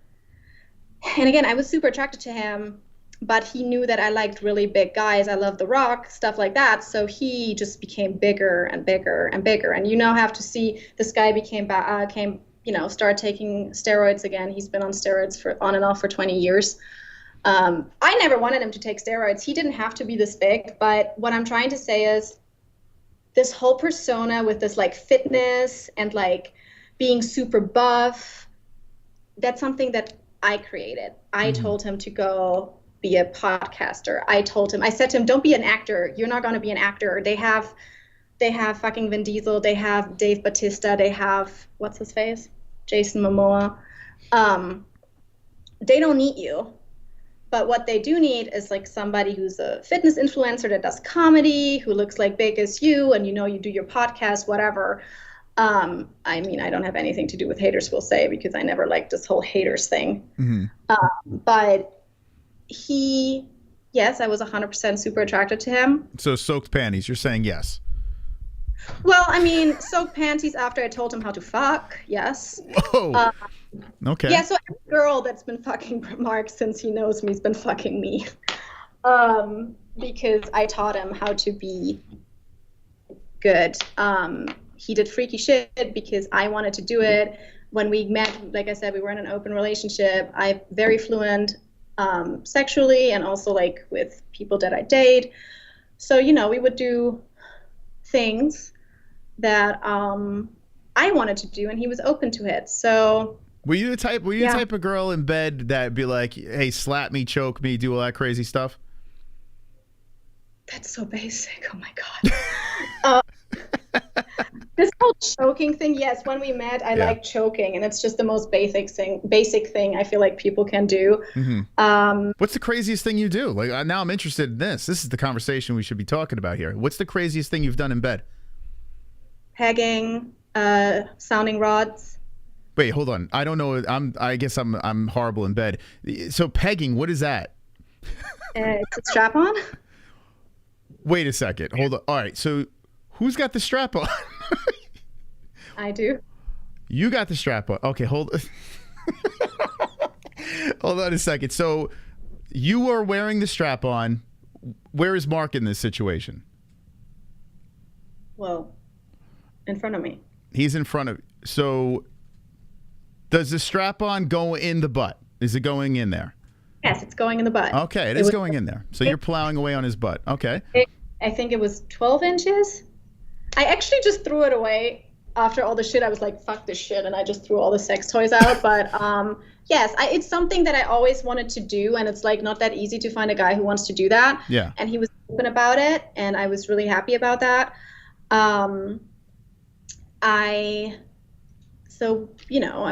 It's, you have a prostate, it's supposed to feel good, and it felt good. So how did you convince him? My friends all knew, and he would always get so pissed that I would be like, we would be at dinner, and I'm like, yo, we were just fucking, I was just pegging Mark, and he would be like, why would you tell that to people? And I'm like, well, why not? Okay. It's a cool, liberating thing that people should do, and a lot of more men should try it. So you're saying that I should tell my wife to stick a dildo in my ass tonight? Yeah. Okay. We'll start with a finger or a little butt plug. I don't want anyone going near that. Like, so how did you introduce this to Mark? I mean, I just told him. So you strapped it on and says, hey, bend over, buddy. This is going to go in you. He actually ordered the stuff. I just told him it's something I wanted to do. It's been something that I always wanted to do. And then we did. And then the sounding rod, we were in Palm Springs, and, there's a lot of gay sex stores. So we went in and we saw the sounding rods and we were talking about it. And we were talking to the guy and he was explaining it to us. So we got it and did it. So the name Big Gay Lion is actually it's fitting then. It's so funny that you said that because my entire relationship with him, I would tell my friends, I'm like, I could totally see him cheat with a guy. Okay. And actually last year I accused him of having an affair with Brendan because they were weirdly close. And then he was really hardcore set on outing Brendan as gay, which was sort of weird. And the thing to me is now, after everything I found out, literally everything he tried to out Brendan for, he did, and worse. So I'm like, have you been fucking guys? And this one girl that reached out to me, this one specific girl, she knew him pretty well, and for quite a while, they had a thing going on for years during our relationship. And she said, yeah, I bet he did all of that because he would talk about it. And I don't know. It's my guess. But I can see it. And it's really sad because, I was always really open about it. There was just no reason to do any of this in secret. We were open. I was super open-minded. I wanted to do threesomes. I had threesomes before. He never had them when we met, apparently. I was like, let's do threesomes. Let's do this. And it's so sad that instead of just living his true self and my true self, he decided on lying and cheating and deceiving and gaslighting. Do you know what I mean? There was no reason for that in the beginning. And I gave him over the years so many opportunities to tell the truth. Let's get back to the sex stuff. What are the other crazy things here? There's pegging and what else? What's the other things? I'm fascinated by this. Oh, do you do dominatrix type stuff? You whipping him and shit? Bondage. Yeah. I wanted to do more bondage. He never really did that. I also other stuff that he didn't really want to try out. Okay. Because he really likes to be dominant. I think the one thing we really connected over was role play with, brother sister stuff. Okay. I don't have brothers, so I don't have siblings at all. So to me, it was always something where I'm like, that's hot.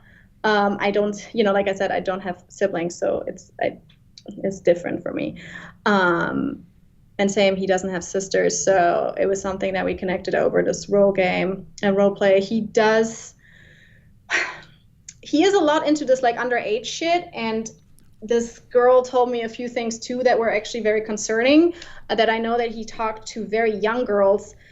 We both don't know if it was actually underage, but it was at least 18 years old, which is super disturbing in my opinion for somebody who's almost 40. Again, this is just what I've heard from somebody else who knows him very well.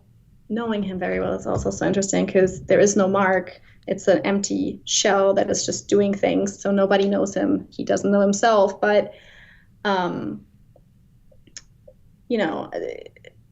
honestly, I'm wondering what else is going to come out over the next few months when this is going more public, and spins bigger circles. I can't imagine what else could come out. I can't imagine. I feel like I've heard it all, and then I speak to you, and now we're finding out he's getting pegged. Well, I mean, don't get me wrong. There's, there's nothing wrong with a kink, and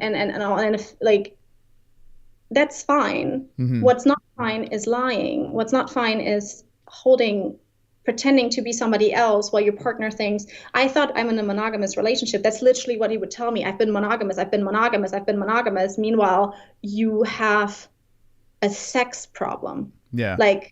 You go around and fuck anybody who spreads their legs or butt or whatever. I don't know. But yeah, I can't blame him for that. Us guys are all fucked up. A lot of guys, they like the women. That's what it is. But you got to be honest, right? You got to be honest with your ladies. And you allowed other women in your bedroom? No, I mean, I wanted that. Okay. I wanted to have threesomes, and he would always be like, no, I don't want that. I just want to be with you. Oh, wow. Well, that's weird. Well, okay. Well, all right. I get it. fake booty. Somebody just said something about fake booty. I don't. The only fake thing about me is my tits. Okay. I got more things here from the chat. Let me rattle through these really quick over here because they got some fascinating things here. Ah, super chat. Here comes Guru the Pig again. On a 1 to 10, how attracted were you to Mark when you first met Oh, wait, him? he said Were that your already. drawers absolutely soaked? He said that already. Disregard Yeah. that. He repeated himself, that pig. Okay, here we go. Wonderful, wonderful. This is Chubbs coming in. Hey, I'm single and not a narcissist. I'll bring you back to the light, babe. Are you taking any new suitors that want to get pegged in the ass? Not right now. No. So you're technically single. Well, actually, you're technically married, but you could play the field, but you choose not to, right? Yeah. Okay. Unless Luke Rockhold pops back. I don't know. Who knows, right? No?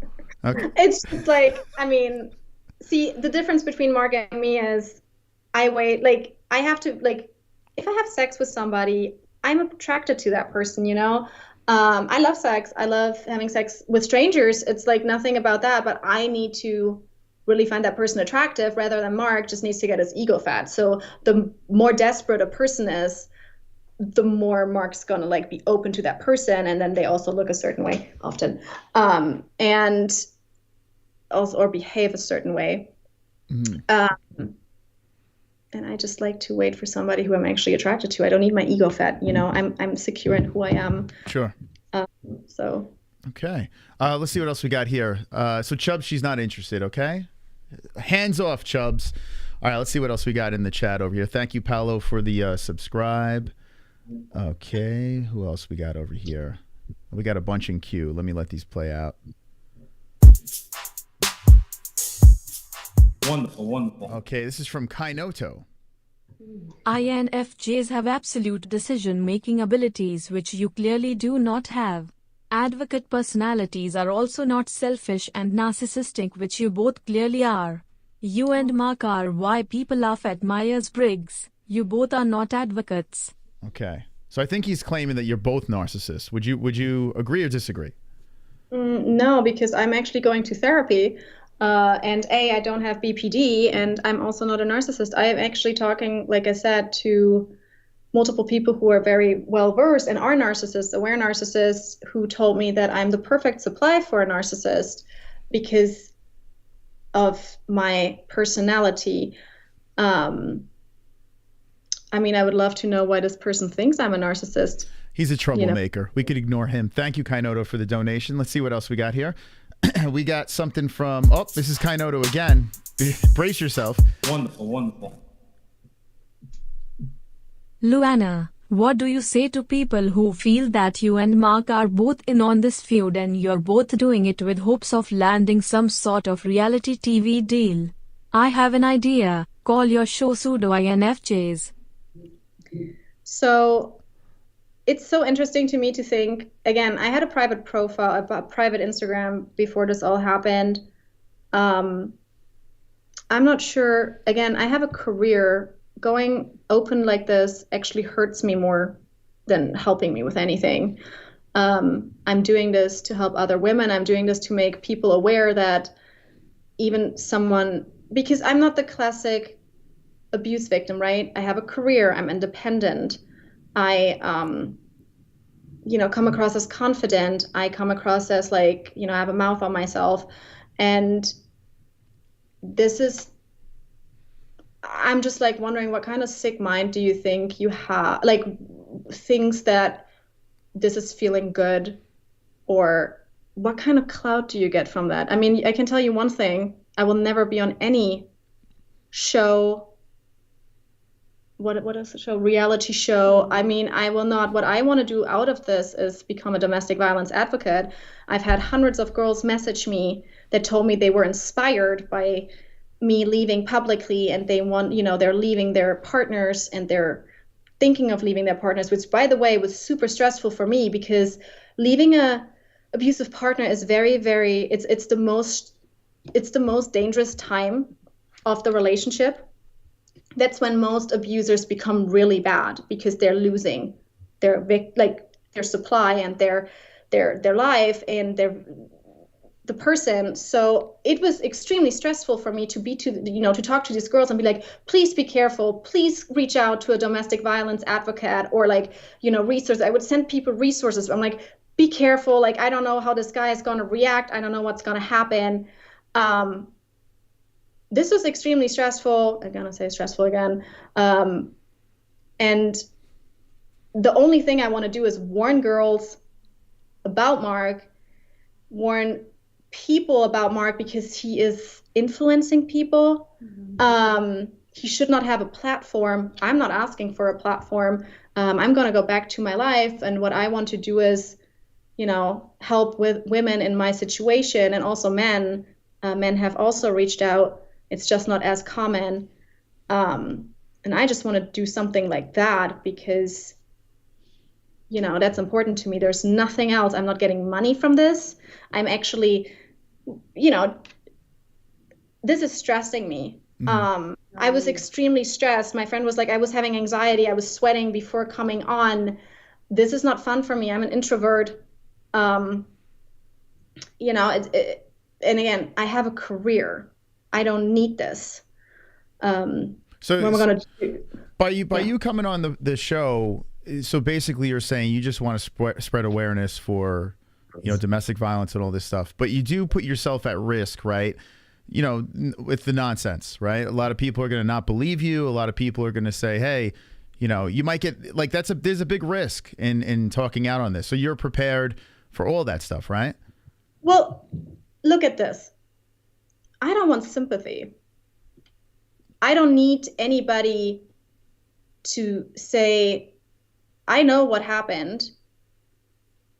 I'm just speaking my truth. The difference between Mark and I is that he cares about what other people think. Did you see me in the last few weeks go around trying to argue with people what they should think? No, you think what you want. I'm just giving you the facts because you've only seen one side. And if you are a person who really cares, you can go on my Instagram and look at it. You can really go, and look at it and educate yourself. You can Google, people that say like, it's a combat or it's mutual abuse. I'm sorry, why are you speaking out when you haven't even made the littlest effort to Google this? There's no such thing as mutual abuse. Mutual combat is what he calls.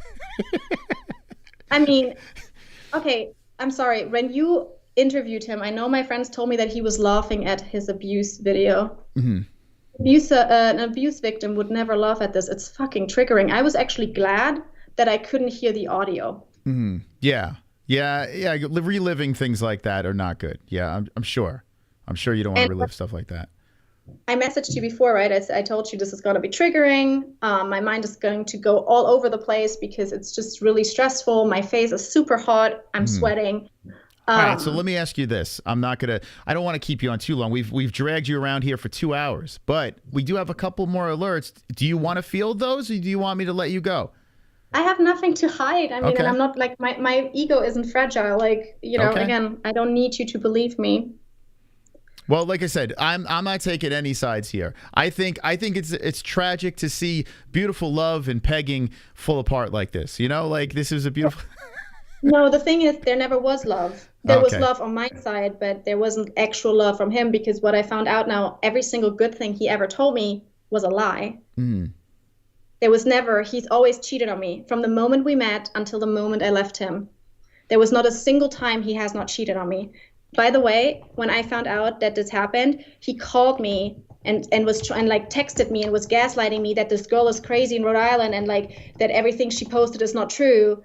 And then all of a sudden I sent him the photo of them kissing. Like, he had so many excuses. I'm like, this is your brush in the fucking photo. This is your fucking brush. And it's like, no, it isn't. It's a Target brush. Could be anybody's brush. She's lying. You can put a geotag. He was lying. And the moment I sent him the photo of them kissing, he was like, well, because I said I want a divorce. He said, we'll get a divorce. That's when I blocked him. I have not spoken to him since.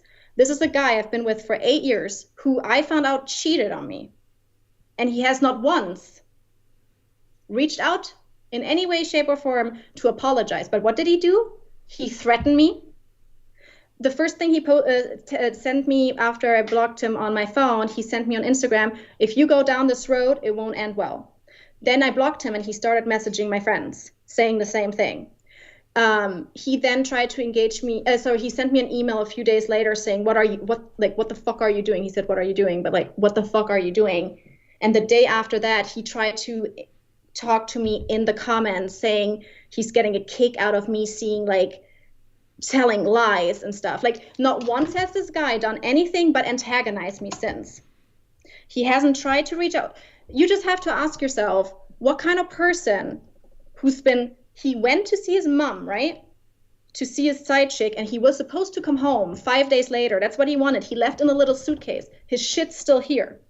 He has not once reached out to me and apologized or said anything except trash talk me or harassed me and tried to talk to me in a negative way.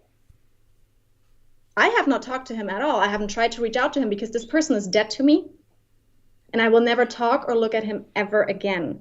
He's been showing up at my gym for 3 days in a row. I know it was our gym, but I have a restraining order, and he can go to any gym because he has a membership that he can use at any gym, and he comes to my gym to still control me. He's still trying to control me with what he said yesterday or like what he's doing now. Why did he not wait? Why does he have to talk? Like, he could wait it until this is over, and if he had something to say, he could, but he didn't. He did it while I'm doing it because he's trying to undermine me, and he's trying to still control me and scare me and stress me. He has a restraining order that he actively goes against. People apparently are choosing to not think of that. He's not allowed to do this, but he is. I am not doing any of that. I have not talked to him. I haven't tried to talk to him. I had not a third party reach out to him. I have not done any of that. I haven't put anything on a YouTube channel. Like, basically the videos that he posted, they were removed because they went against privacy guidelines. They went against harassment and bullying because what he's doing is illegal. Not one thing that I did is illegal. When he talks a defamation, I'm not defaming. Everything I'm saying is the truth. Go get me in front of a defamation. Like, let's go. Sue me for defamation because I have proof of everything. These girls reached out to me for legal reason. They didn't want to like have him, like, they also wanted to let me know, but they said, I want you to have a, like these girls were like, I want you to have me as backup for legal stuff. Right? And what is he doing? Making fun of this, not listening to the law, not listening to my wishes that I don't want him to be close to me, talk to me, nothing. He came in person to the hearing on Friday from his mother's house, 6 hours away, when everybody else, including me, was remote. And the judge asked him, or he said, like, he was angry that it was like changed, that we had to change the date. And, you know, he's like, I traveled here. And she said, oh, you traveled here? Because he didn't have to. It was a remote link. You could have had a remote link. By the way, people that went on his Instagram, 3 weeks ago, he said he retained a lawyer. No, he didn't. This guy just lies every time he opens his mouth. He didn't have a lawyer. He came to the hearing by himself. Where's your lawyer? You lied. Because everything you do is pretend to be this big guy, but also you have been abused, but also you lie the moment you open your mouth. And people know this because what did he talk about Brendan that you didn't know about? What did he actually, like, yes, he wrangled the bitches, that's it. Everything else he talked about Brendan, everybody knew. But then also think about this. This is your boss. You're part of the shit that he does, and then you come and talk shit about him? Who's gonna trust you again? He didn't do anything but fire your ass. And this is what you do? Damn. Shots fired. Luana. Damn, you should stand up and start, take a bow, kid. Take a bow. You're letting it all out here. Well, this is just what it is. And get it off your chest, girl. All right, we got more stuff from the chat, okay? And I appreciate you being open and honest and letting everything out here. I'm sure a lot of people are going to make a lot of content out of this. That guy Red Bar is going to be talking all about you, Luana. You're going to be a superstar now. I don't want to be a superstar. Nobody should have the same thing. Okay, maybe you should start a podcast. And would you ever start a podcast?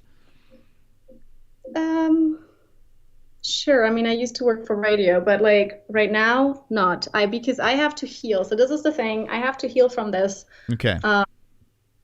And sure, maybe one day if that's helpful, but I don't know.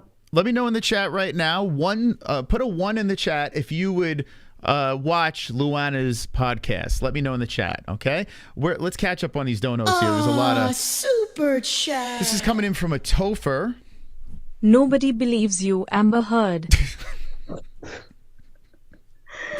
You know the difference between Amber Heard and me. It's just so funny. There's not a single person that will say that I abused them. I have friends. I have family. Okay, look at it this way.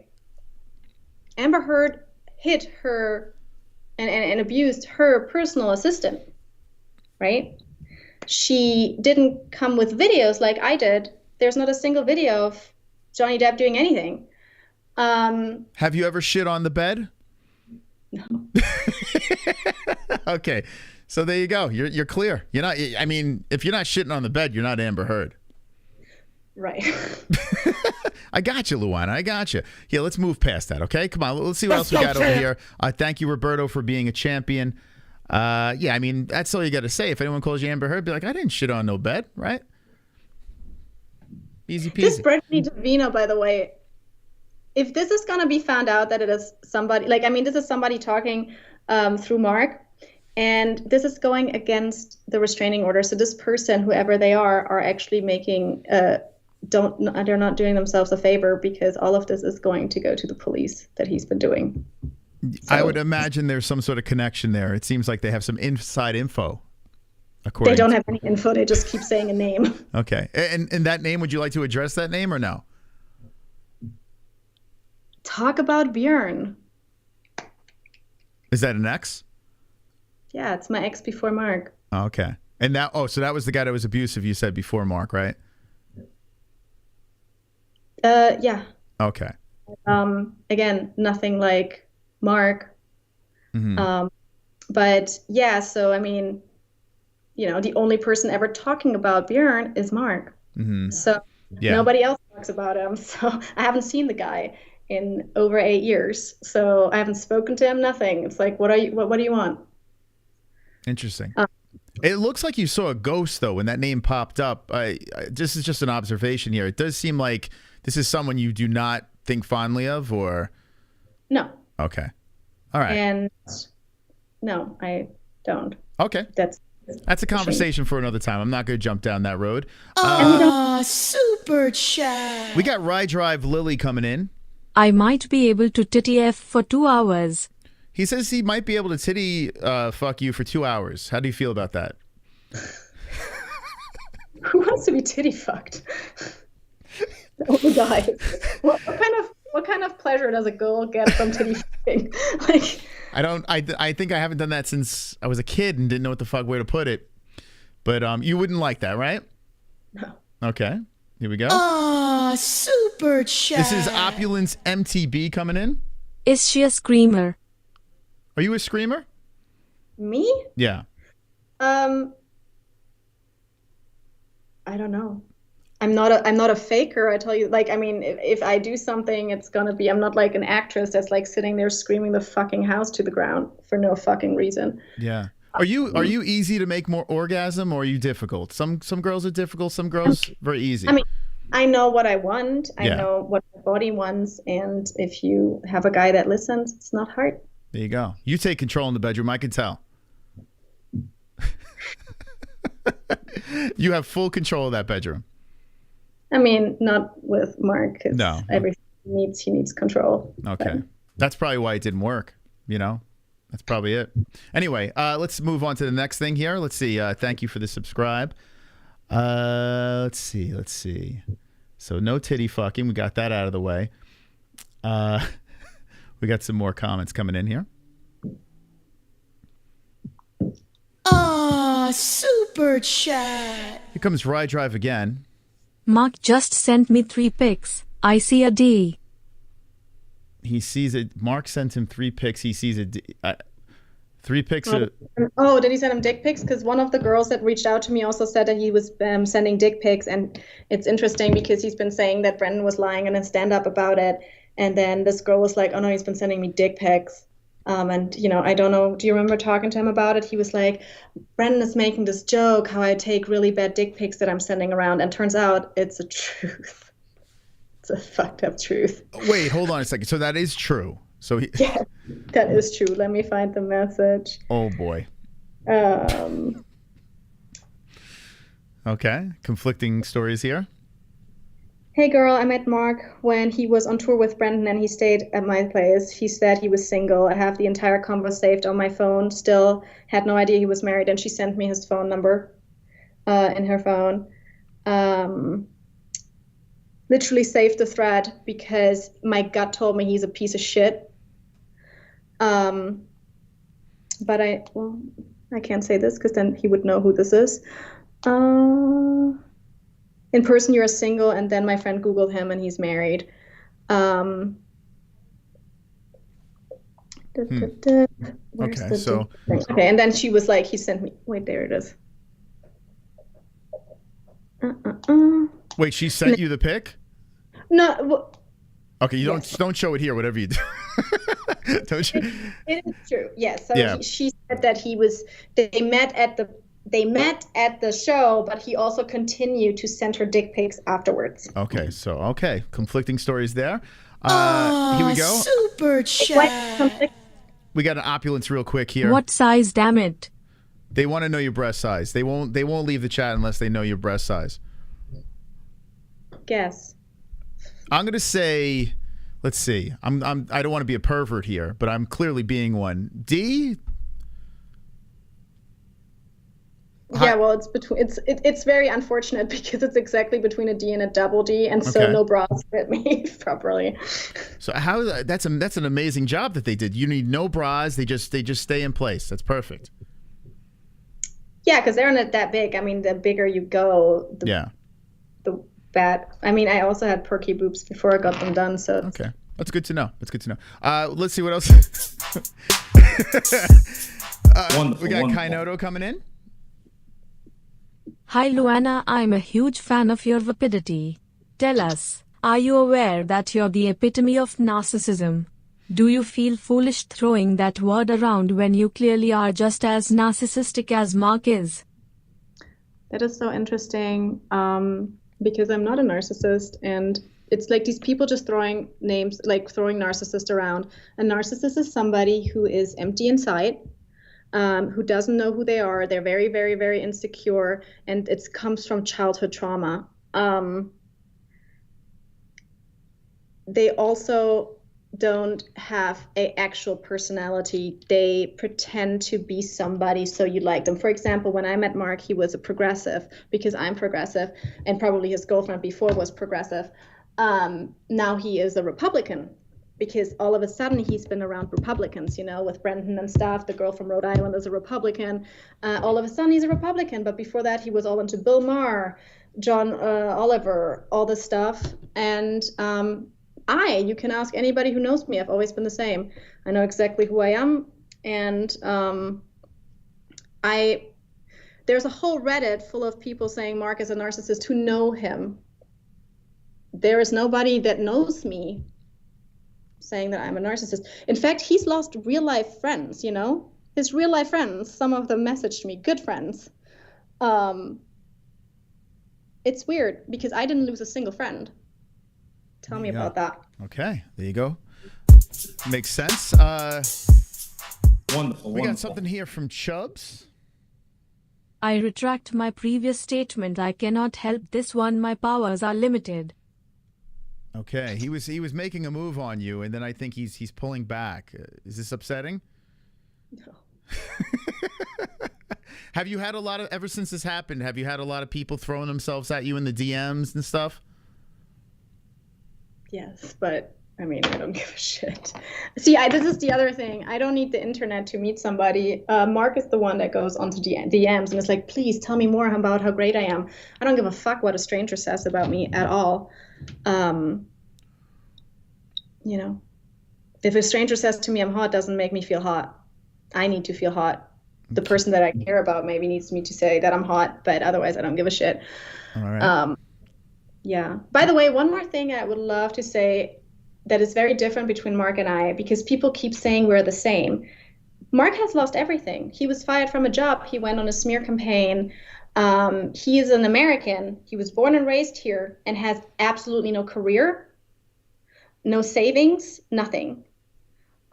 He's lost multiple jobs. He told me about all these people that fired him or he had issues with a job. He's lost a lot of friends. He's like before he would like burn bridges for like no reason, then they didn't agree with what he was thinking or saying. And I'm, on the other hand, have a huge support system here. There was, you know, I've lost friends 3 because they didn't want me to be with Mark anymore because they didn't like him.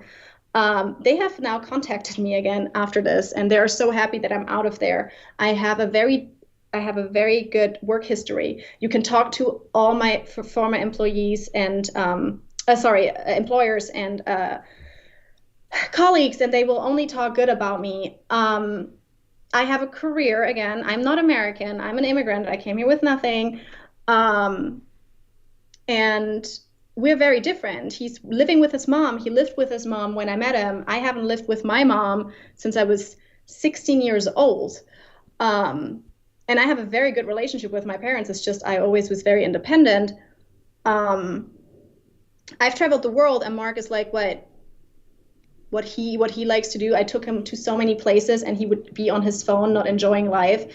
We are absolutely not the same in any way, shape, or form. I meet people in person, and I don't need a Brendan Schaub or a 50 Cent to get me followers, because I don't care about this shit. But everything he ever got in followers was because of somebody else. What has he done by himself? What has he created? Nothing. I created a career. I have a life. I have an apartment. What does he have? He does not have a life. He doesn't have an apartment. He doesn't have good credit. Nothing. Very, very different people. He has a lot, he literally argues with people for fun. He told a 16-year-old girl to kill herself, and he's talking about this and admitting to it in YouTube comments because he's now arguing with the parents. I don't do that kind of stuff. So tell me in what way we're the same, because people just throw this around. You're a narcissist. You guys are the same, but we're not. There you go. And you don't me proof okay. that it is. Look at Luana defending herself like a champ over here.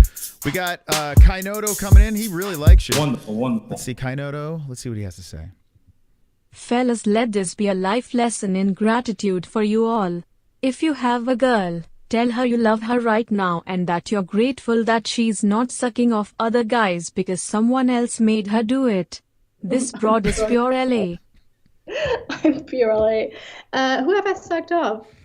I know, again, it's like this. He's like, I know Mark will go around say that I've been cheating on him. After I found out that he cheated in 2018, he begged me to stay with him, wanted to change, quit Adderall. And our agreement was that I would have sex with other people because I didn't want to stay with him, and he really, really begged me. And so I had sex with a few people, and that was completely consensual. Like, that was consensual with Mark and I. And now all of a sudden he's turning it around and says it's cheating because he turns the fucking narrative how he needs it to go. Yeah. Okay, let's carry on here. We got super chat. They love you. Here's Topher coming in. Ask her if she's getting help for her undeniable BPD.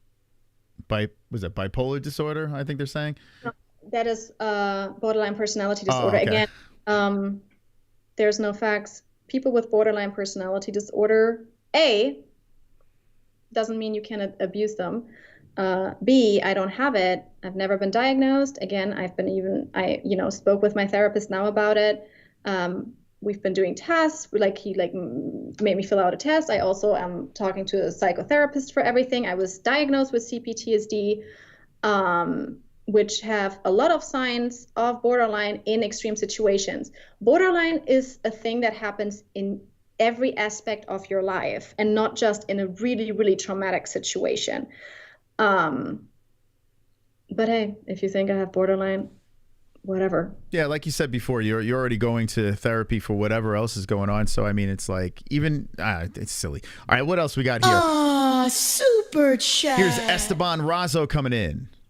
This is an Amber Heard situation. Stay up, kings.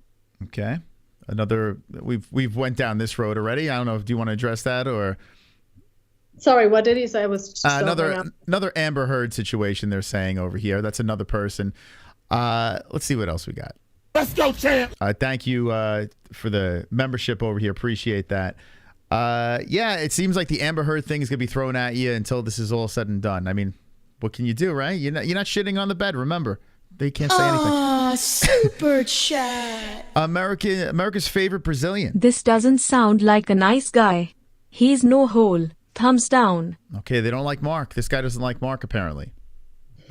You got one on your side, Amber. How you doing? Oh my God. I wanted to see if you were paying attention. Luana, you got one on your side. Say it one more time. I said you got one on your side. That's cool. Yeah. I mean, it's just going to get worse. Ah, super chat. This is from Domi Podcast. Ask her what she did to her ex Bjorn. Okay, there's another Bjorn thing. We addressed that. Shit. What's going on with this? They really want to go after Bjorn. Yeah, because it's the only thing Mark ever had to talk about. Uh-huh. Are they claiming that you did something to him? Yeah, I don't know what he's claiming. I really don't. Huh. I mean,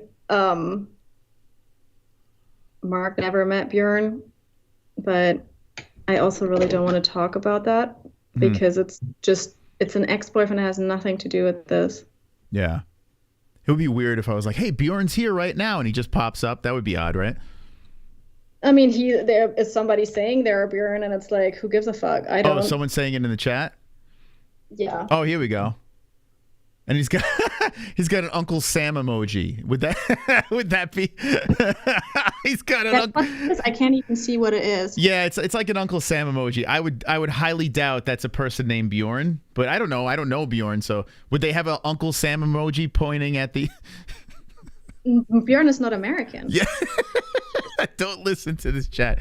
They're out of their fucking minds. All right, let's see. We got D-Man Diaz coming in. Wonderful. Let's see what D-Man has to say.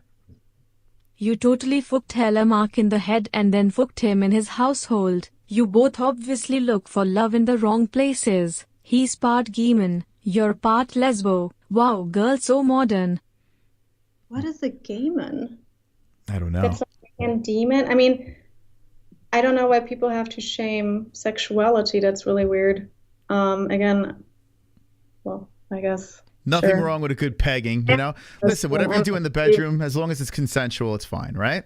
Exactly, yes. That's it. Not my cup of tea, but we got Wonderful. MMA-Hole. Wow, that's us? What's the... I don't like women beaters. I have sisters and daughters. If this happens again, I will personally lock him up. If the MMA-Holes Chris wants me to capture everything on body cam. God bless all. Be safe. Thank you. Wow. Look at that. They got your back. It's getting weird. This is from D-Man Diaz. This shit is bizarre as fuck. These people's egos are bigger than the fake dicks they use. Fake tits sounds like Andrew Tate trapped in a lesbos body. I sound like so this is super interesting because Mark is a huge Andrew Tate fan and I basically know nothing. I only know that he's been sending me stuff for like since the summer or something, and I keep telling him I really don't like this guy, and he keeps trying to send him to me, and he did it for a while and be like, oh, he's so funny, and I'm like, he's really not funny. Not sure what I have in common with Andrew Tate, but he's Top G. That's what everyone calls him, Top G. I don't even know what that means. Free Top G.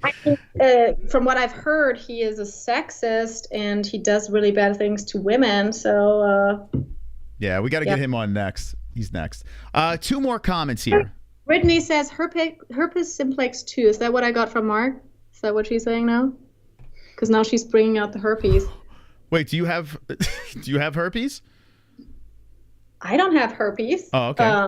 Does Mark? It's interesting because it's just interesting that this person who's on Mark's side is now coming up with herpes. I'm just wondering what that is. Yeah. What is the point of that? Brittany. Did they just say in the chat that Mark has herpes? They just said herpes complex 2, like, which is the genital version of herpes, and it's like, girl, talk to us. Who gave you herpes? It's exciting. What happened? Did Mark give you herpes? Sorry, that was probably after me because I don't have herpes.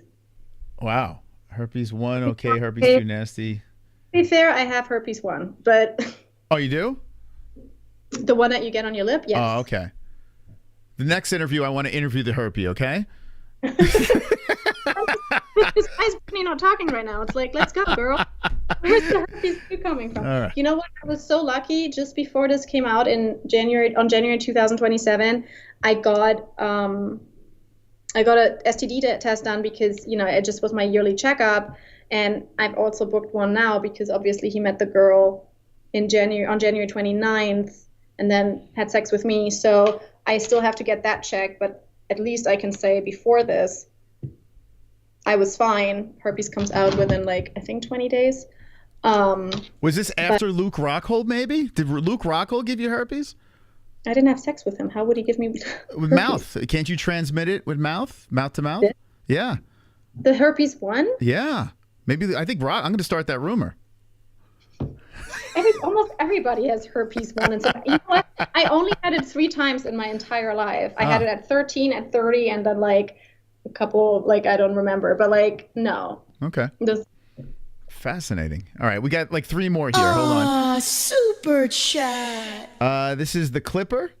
Are you still begging for money even though you make $165K a year? I think he's referring to your GoFundMe. Yes, he is, because Mark, again, had to go and tell lies, and Mark knows exactly, because this is what's defamation, when you know something and you tell lies, by the way.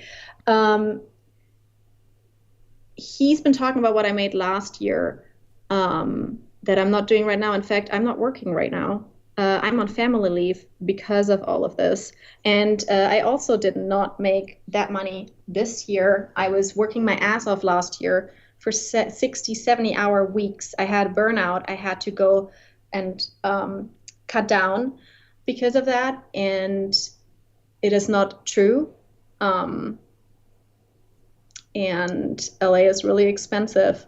So again, people talking out of their ass, knowing nothing, because ignorance is very big, apparently. And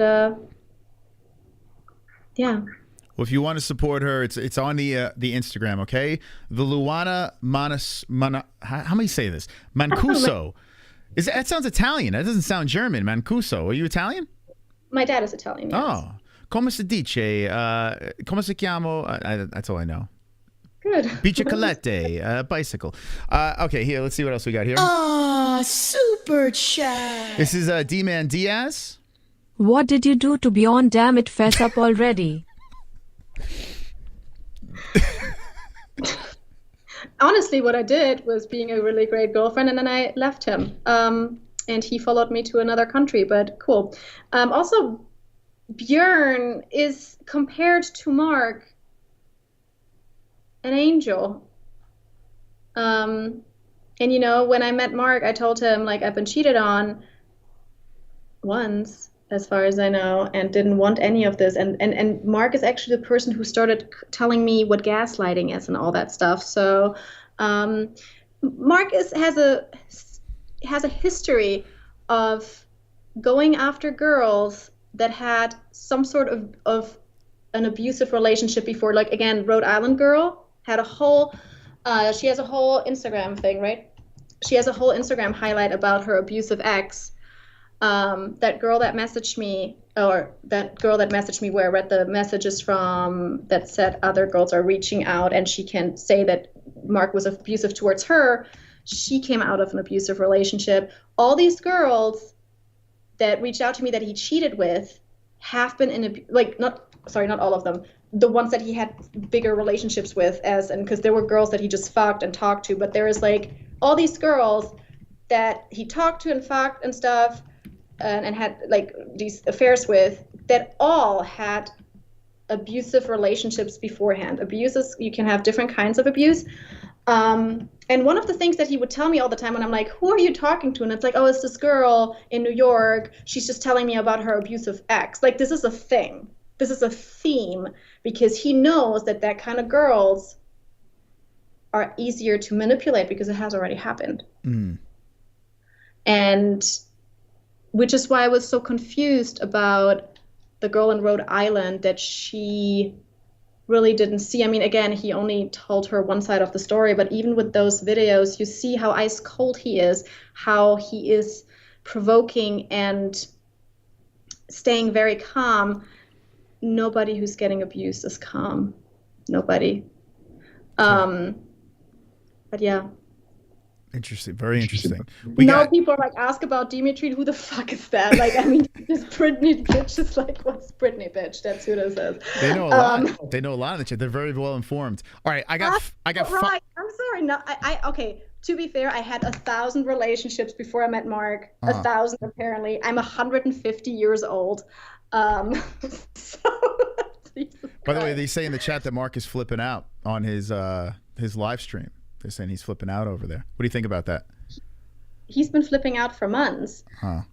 I mean, for months he's been flipping out, trying to keep me from leaving him, trying to lie about, what he's been doing.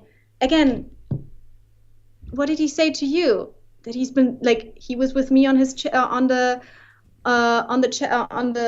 podcast with you, and then all of a sudden he's dating someone. And I know that in the same podcast with you, where he talked about me, he was saying we had all these plans and we were going on vacation, but then 20 minutes later he's like, well, I've also been dating this bitch since November. This guy is contradicting himself left and right, and everybody who is listening properly and isn't completely I don't know, an incel or so women hating, because even on his YouTube videos, the people that say, I believe you, is these guys that say, I had a fucking crazy ex like that who abused me. This is not how you talk about somebody who abused you, the fucking crazy ex. These are these are men that shame their girlfriends, their ex-girlfriends. When a guy says to you, I have a crazy ex-girlfriend, that's a fucking red flag, because sure, it could be true in 5% of the time, but usually it's you who did something and you're just trying to cover your tracks. Because Mark's ex that was before me was a super jealous fucking girl. And you know what? He cheated on her 1,000 times. Of course she would be jealous.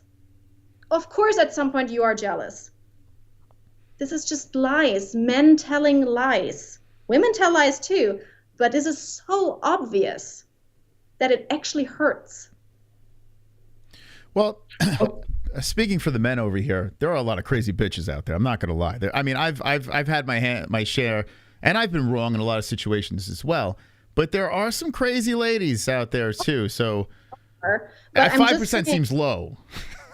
Okay, maybe 5% low. All right. That's a little low. Right. This, but it's just so it's so common to me to hear a guy refer to his ex as crazy. It's just so common. Yeah. But was she really though? Well, you guys got hormones and shit. We don't have that. You know what I'm saying? We're crazy too. I agree. But girls. Well, if you take steroids for 20 years, you have hormones. Fair game. Fair. Touche. Touche, Luana. Touche. All right. I got 5 more in queue over here. You can handle these? Yeah. Okay, let's go, girl. Here we go. We got super chat. Rick Sazama coming in. Know anything about Brian Callen cheating? No, I don't. What about Brian Callen, the rapist? What about that? Say that one more time. Brian Callen, the rapist. What about that? Never really looked into that. I met Brian. Brian. I really like him. I'm friends with his wife, and I've never really looked into that. Mark said it was all false claims. So again, not that I know anything about this because I didn't look into it, but from what I've seen of Brian, he's an amazing person, and I hope he didn't do anything bad. That's all I can say. Okay. What's the crazy out of that group, that crazy comedic group? Who was the biggest dick out of the bunch? I mean, I only met Chris once, Chris D'Elia. I really like Theo Vaughn. He and Brendan. Okay, so really what I can say is that Brian and Theo are like the funniest. They are really good comedians. These people actually have talent, and the rest is just men with really big egos that are just empty and have nothing else than like being in the spotlight and being admired and fucking, because they all have like history of cheating and other stuff. So interesting. Okay, let's see what else we got here. We got super chat. This is Into Thin Air. At Luana Manju, so much respect for you coming on here and having the balls to speak truth. Just added you. And of course, love you at MMA-Holes. So it looks like you got a fan or a new fan. Into Thin Air. Oh, sorry, that said MMA-Holes. Okay, good. Yeah. Thank you. Well, thank you. Loves both of us. That's very nice of them. Wonderful. Okay, D-Man Diaz. Lol, she's a mental disorders expert whenever she's questioned, always trying to sound smart and innocent. Classic manipulator. Careful out there, guys. They'll try to use us because, just like she said, they're empty inside. Lol, she said, what's a demon, LOL? I actually didn't say that I was a expert. I said that I've been talking to people and I've been educating myself. I said, I think what I'm seeing looks like narcissism. I'm absolutely not a mental health expert. I know nothing except of what I'm like trying to read now to like help myself heal and understand what I've been going through.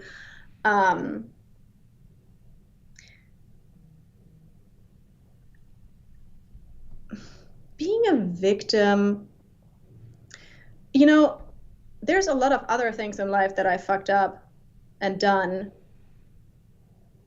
But saying I've done something wrong, do I blame myself for staying with Mark? Yes. Have I always done everything right in this relationship? Absolutely not. Do I make mistakes and have issues myself? Yeah. Can I grow as a person? 100%. This is why I now do therapy. I haven't done therapy before. I should have done therapy way earlier. But playing the victim is like the dude who just blamed his boss for everything and then now blames his wife for everything. Now that's playing the victim, because you now have it twice. If I'm blaming somebody else again for something, hit me up, talk to me about it. Tell me now you're playing the fucking victim. But that's not what I'm doing. And this guy has a history of doing exactly that. And he has a history of people around him saying that. And you will never see Mark go to therapy. Can tell you that. You know, again, I've done things wrong in my life. I'm not a fucking saint, but loving someone and giving them chances, I really blame myself for that. I'm thinking like, what the fuck were you doing? How did you not like just believe? Like, why did you not listen to your intuition and the things that you were thinking? Because when somebody asks me for a chance, who is sitting there crying and tells me they love me, why would I not believe that? Why would I think, now I do, but why before would I think that somebody is just lying so much every single day? Why would I think that? I don't. This is new to me. This is weird to me. This is like, it's so heartbreaking and soul crushing, and not just for me, but for Mark. Is this a good life that you're living? Is this a good life that he's been that he's just talking to hundreds of girls that he will never talk to again, who some might maybe think he was a nice guy and the other ones are like, I fucking hate that creep. Like, where are your meaningful relationships? He would always tell me we will stay together till the end because I know him. And that's what, I don't know you. I don't know you at all. I thought I did somehow, but I don't. I only knew the shit that you are actually capable of, and you were hiding that from me. You could have had the person that you could have trusted in. I gave you every opportunity to just be you, but you can't because you don't know yourself. And this is sad for me because guess what? I'm going to move on from this. I'm going to heal. He won't. He is going to live with this until the rest of his life. That's some serious shit right there. Hit me right in the heart. I mean, I'm stunned right now, Luana. This is crazy stuff. I feel like, I don't know. I got to be honest with you. That was like some speech. Did you pre-plan that, or that just came off the top of the head? I mean, I have 4 weeks of this. I mean, I've been sitting there. I had conversation in my mind where first, like, you know, I've been at first like thinking, why did she not talk to me? And then I just like see that like he couldn't, because that's what he needs, the lies. You know, like, of course I've had these conversations in my mind, and it's just like, there's nothing I can do. And I'm this kind of person, I really wanted to help him. I really wanted him to succeed. You know, he would always talk about our happy ending. Just stay together, babe. Now we're going to have our happy ending. And I really believed in that happy ending. And, you know, this Leah chick, this girl from Rhode Island, man, even though you were a fucking cunt to me, I thank you. I really fucking do. Because if you wouldn't have, like, posted that shit online, I would have never found out, because that guy was manipulating me and he was manipulating my friends. And, you know, seeing this was horrible. But it freed me. I'm now free to be, you know, to move on and leave this behind me. Wow. Okay, we got a couple more here, and then we're I see daylight. This is from Dick Tracy. Wow, Dick Tracy, big fan. Luana, you said he gave you 2-hour love sessions. Then you mentioned you felt alone and in need and justified alcohol for making out with Luke. 2 hours is love. That's not what I said. I said that's how we started. That was 8 years ago. When last year he was gone. I don't think people are aware. Mark was gone almost 40 weekends last year. He was gone, traveling with Brendan for almost 40 weekends. And then during the week, I'm working, he's working. I barely saw him. And then when he would come home, he wants sex. Because there's this one thing that always happened. This guy always wanted to have sex with me. And the entire fucking time, these girls that reached out to me told me that one thing that was like really standing out to them is like that he told them that he's addicted to our sex. He's like pretending that we're breaking up. He's saying he wants to leave. It's so toxic, but he is addicted to our sex, and it's the best thing he's ever had. This is something he would also tell me. I'm not sure that's true, because he tells everything all the time. Like, I mean, he tells lies all the time. But the one thing that he always wanted is have sex. And then last year, when he's never home, and then he comes home, does nothing, and he wants sex, I said, no, I don't, because I want something more than this. If I just want to go have sex with someone, I can go outside. And I didn't. And this is what people don't understand. I still didn't. I still was communicating and waiting for my husband to do what he promised to do. And the stupid kiss that was less than 5 minutes is a mistake that I owned up to immediately. I told him. Nobody ever said anything about that, because Mark has to this day not admitted to me that he was cheating. Do you understand? Like, this guy got from me the truth and then still didn't give me the truth. There you go. Here we go. We got super This is from Free to Chill. Will Mark always have place in your heart? No. No. So this is the other thing. It's like, I am so disgusted by what I found out, by what has been going on, by our past, that I now am out of it and I'm seeing it. I have spent hours going through text messages and recordings of him abusing me and lying to me, and I'm just like, I'm not joking. Like, I never want to see this guy again. when somebody told me he was at the gym, I was having a fucking anxiety attack. I'm like, I don't want him close to me. I just don't ever want to see him, touch him, look at him again. I don't want to hear him. I don't want this person ever around me again. There's no place in my heart for him. I just wish I never met him, and I never want to see him again. Okay, I'm gonna end on this one here because they're just coming in here. So this will be the final one. Super chat. This is from Topher. What happened to the $7,000 you stole from Bjorn? Okay, what? $7,000 that was stole from Bjorn. Yeah, made up. So no 7,000 stolen, correct? No, you can fucking see my fucking bank statements from the last 20 years. No, I've never stolen anybody's money, actually. Not his or anyone's. Okay. That guy never had $7,000. Wow, it sounds like the Bjorn conversation's a whole nother interview. That sounds like a whole other thing. Listen, Luana, you've said a lot. No. Sorry, Brittany has to hit me up in private. Like, she really has to, like, I don't know who she is, but, like, the shit she's spitting, and then she hasn't said anything about the herpes. It's just like, girl, lies. Hey, come with the proof. Bring the receipts, then we can talk. There you go. Well, they can hit you up. Will you respond if they hit you up on Instagram? 100%. I have nothing to hide. Listen, if you guys have any more questions, go follow at the Luana Mancuso on IG. Go give her a follow over there. Let me show you her Instagram account right here. Go check it out.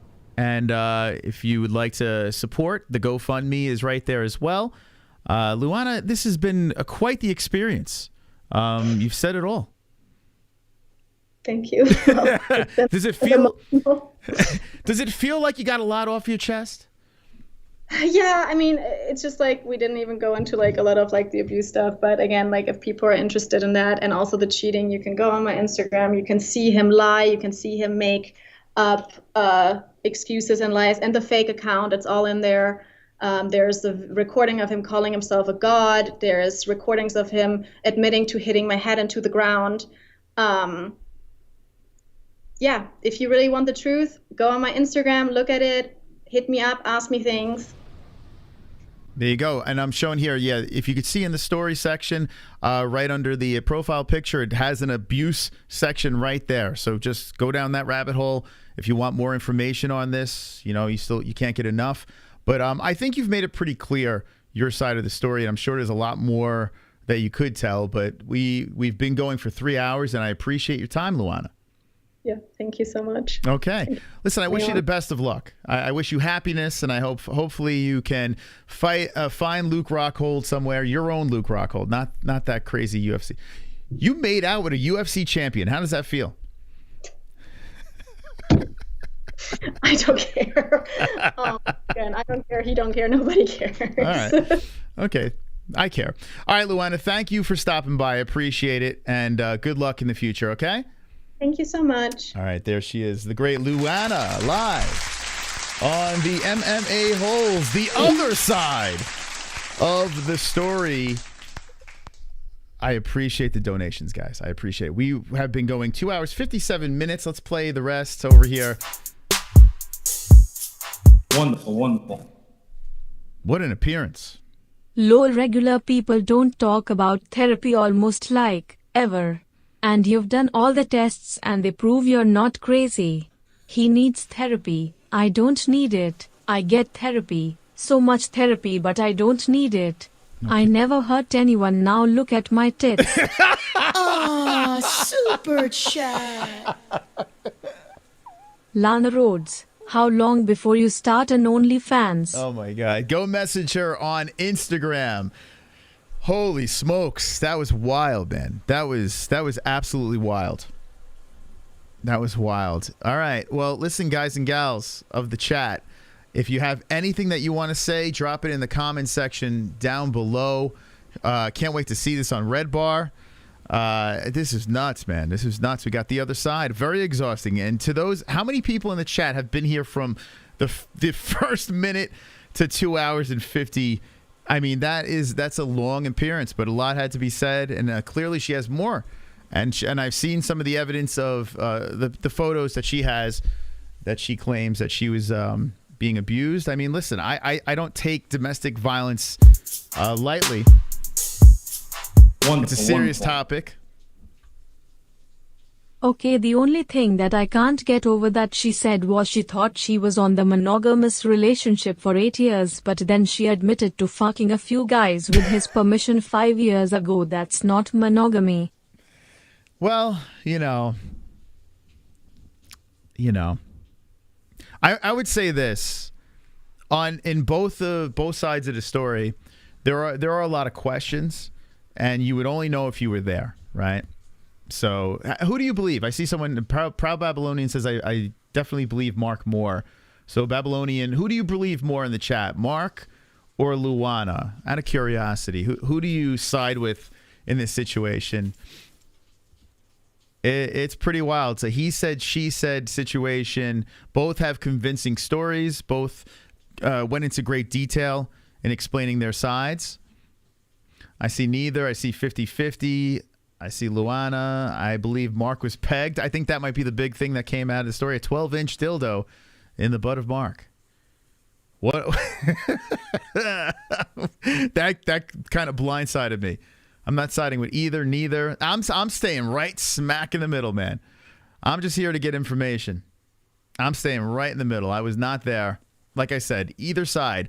Men shouldn't be hitting women. Women shouldn't be hitting men. None of that should be happening. I don't think it's. I think it's crazy. Never try to. If you're in any sort of in verbally, there's a verbal abuse as well. You know, the pegging thing was definitely the highlight for sure. If you're going to use clips of this show, please give us a shout out. Perhaps put our link to our channel in your description or your comments. I would appreciate that. The host name is Chris, by the way. I'm known as the host on the internet. It's Chris. Or Mystic Moss, or King of the Dragons, you know, whatever you'd like to call me. Thank you, Red Bar. Someone sent me a clip of the Red Bar video. Apparently he did a video of the last Hellemark encounter. So Red Bar, I know you're a big fan. Send me a clip so I can see it. Thank you guys for stopping by. I do appreciate it. We're back to the MMA content on Friday. We'll probably be playing some video games tomorrow, digesting what happened tonight. So not the MMA-Holes is the channel, not the MMA-Holes, where we play video games and talk about anything. But on this channel, we'll be back to the UFC. Allen versus Holloway is going down, and we will focus on that on Fuqua Friday. I want to thank everyone for stopping by. Thank you, Keegan. Appreciate that. Appreciate that. She had my attention, that's for sure. 3 hours. That's, it's a long time, but she had my attention. Thank you to our sponsors. The promo code is MMA-HOLES for headrushcbdx.com, mybookie.ag, Sheath Underwear, and Headrush do have links in the description down below. So use promo code MMA-HOLES for those codes. Thank you guys for stopping by. Thank you for the donations. Really appreciate the support. If you could hit the like button, that would be nice as well. And share amongst your friends. We'll see you on Friday on this channel. Don't be an a-hole. Be an MMA-hole. Bye.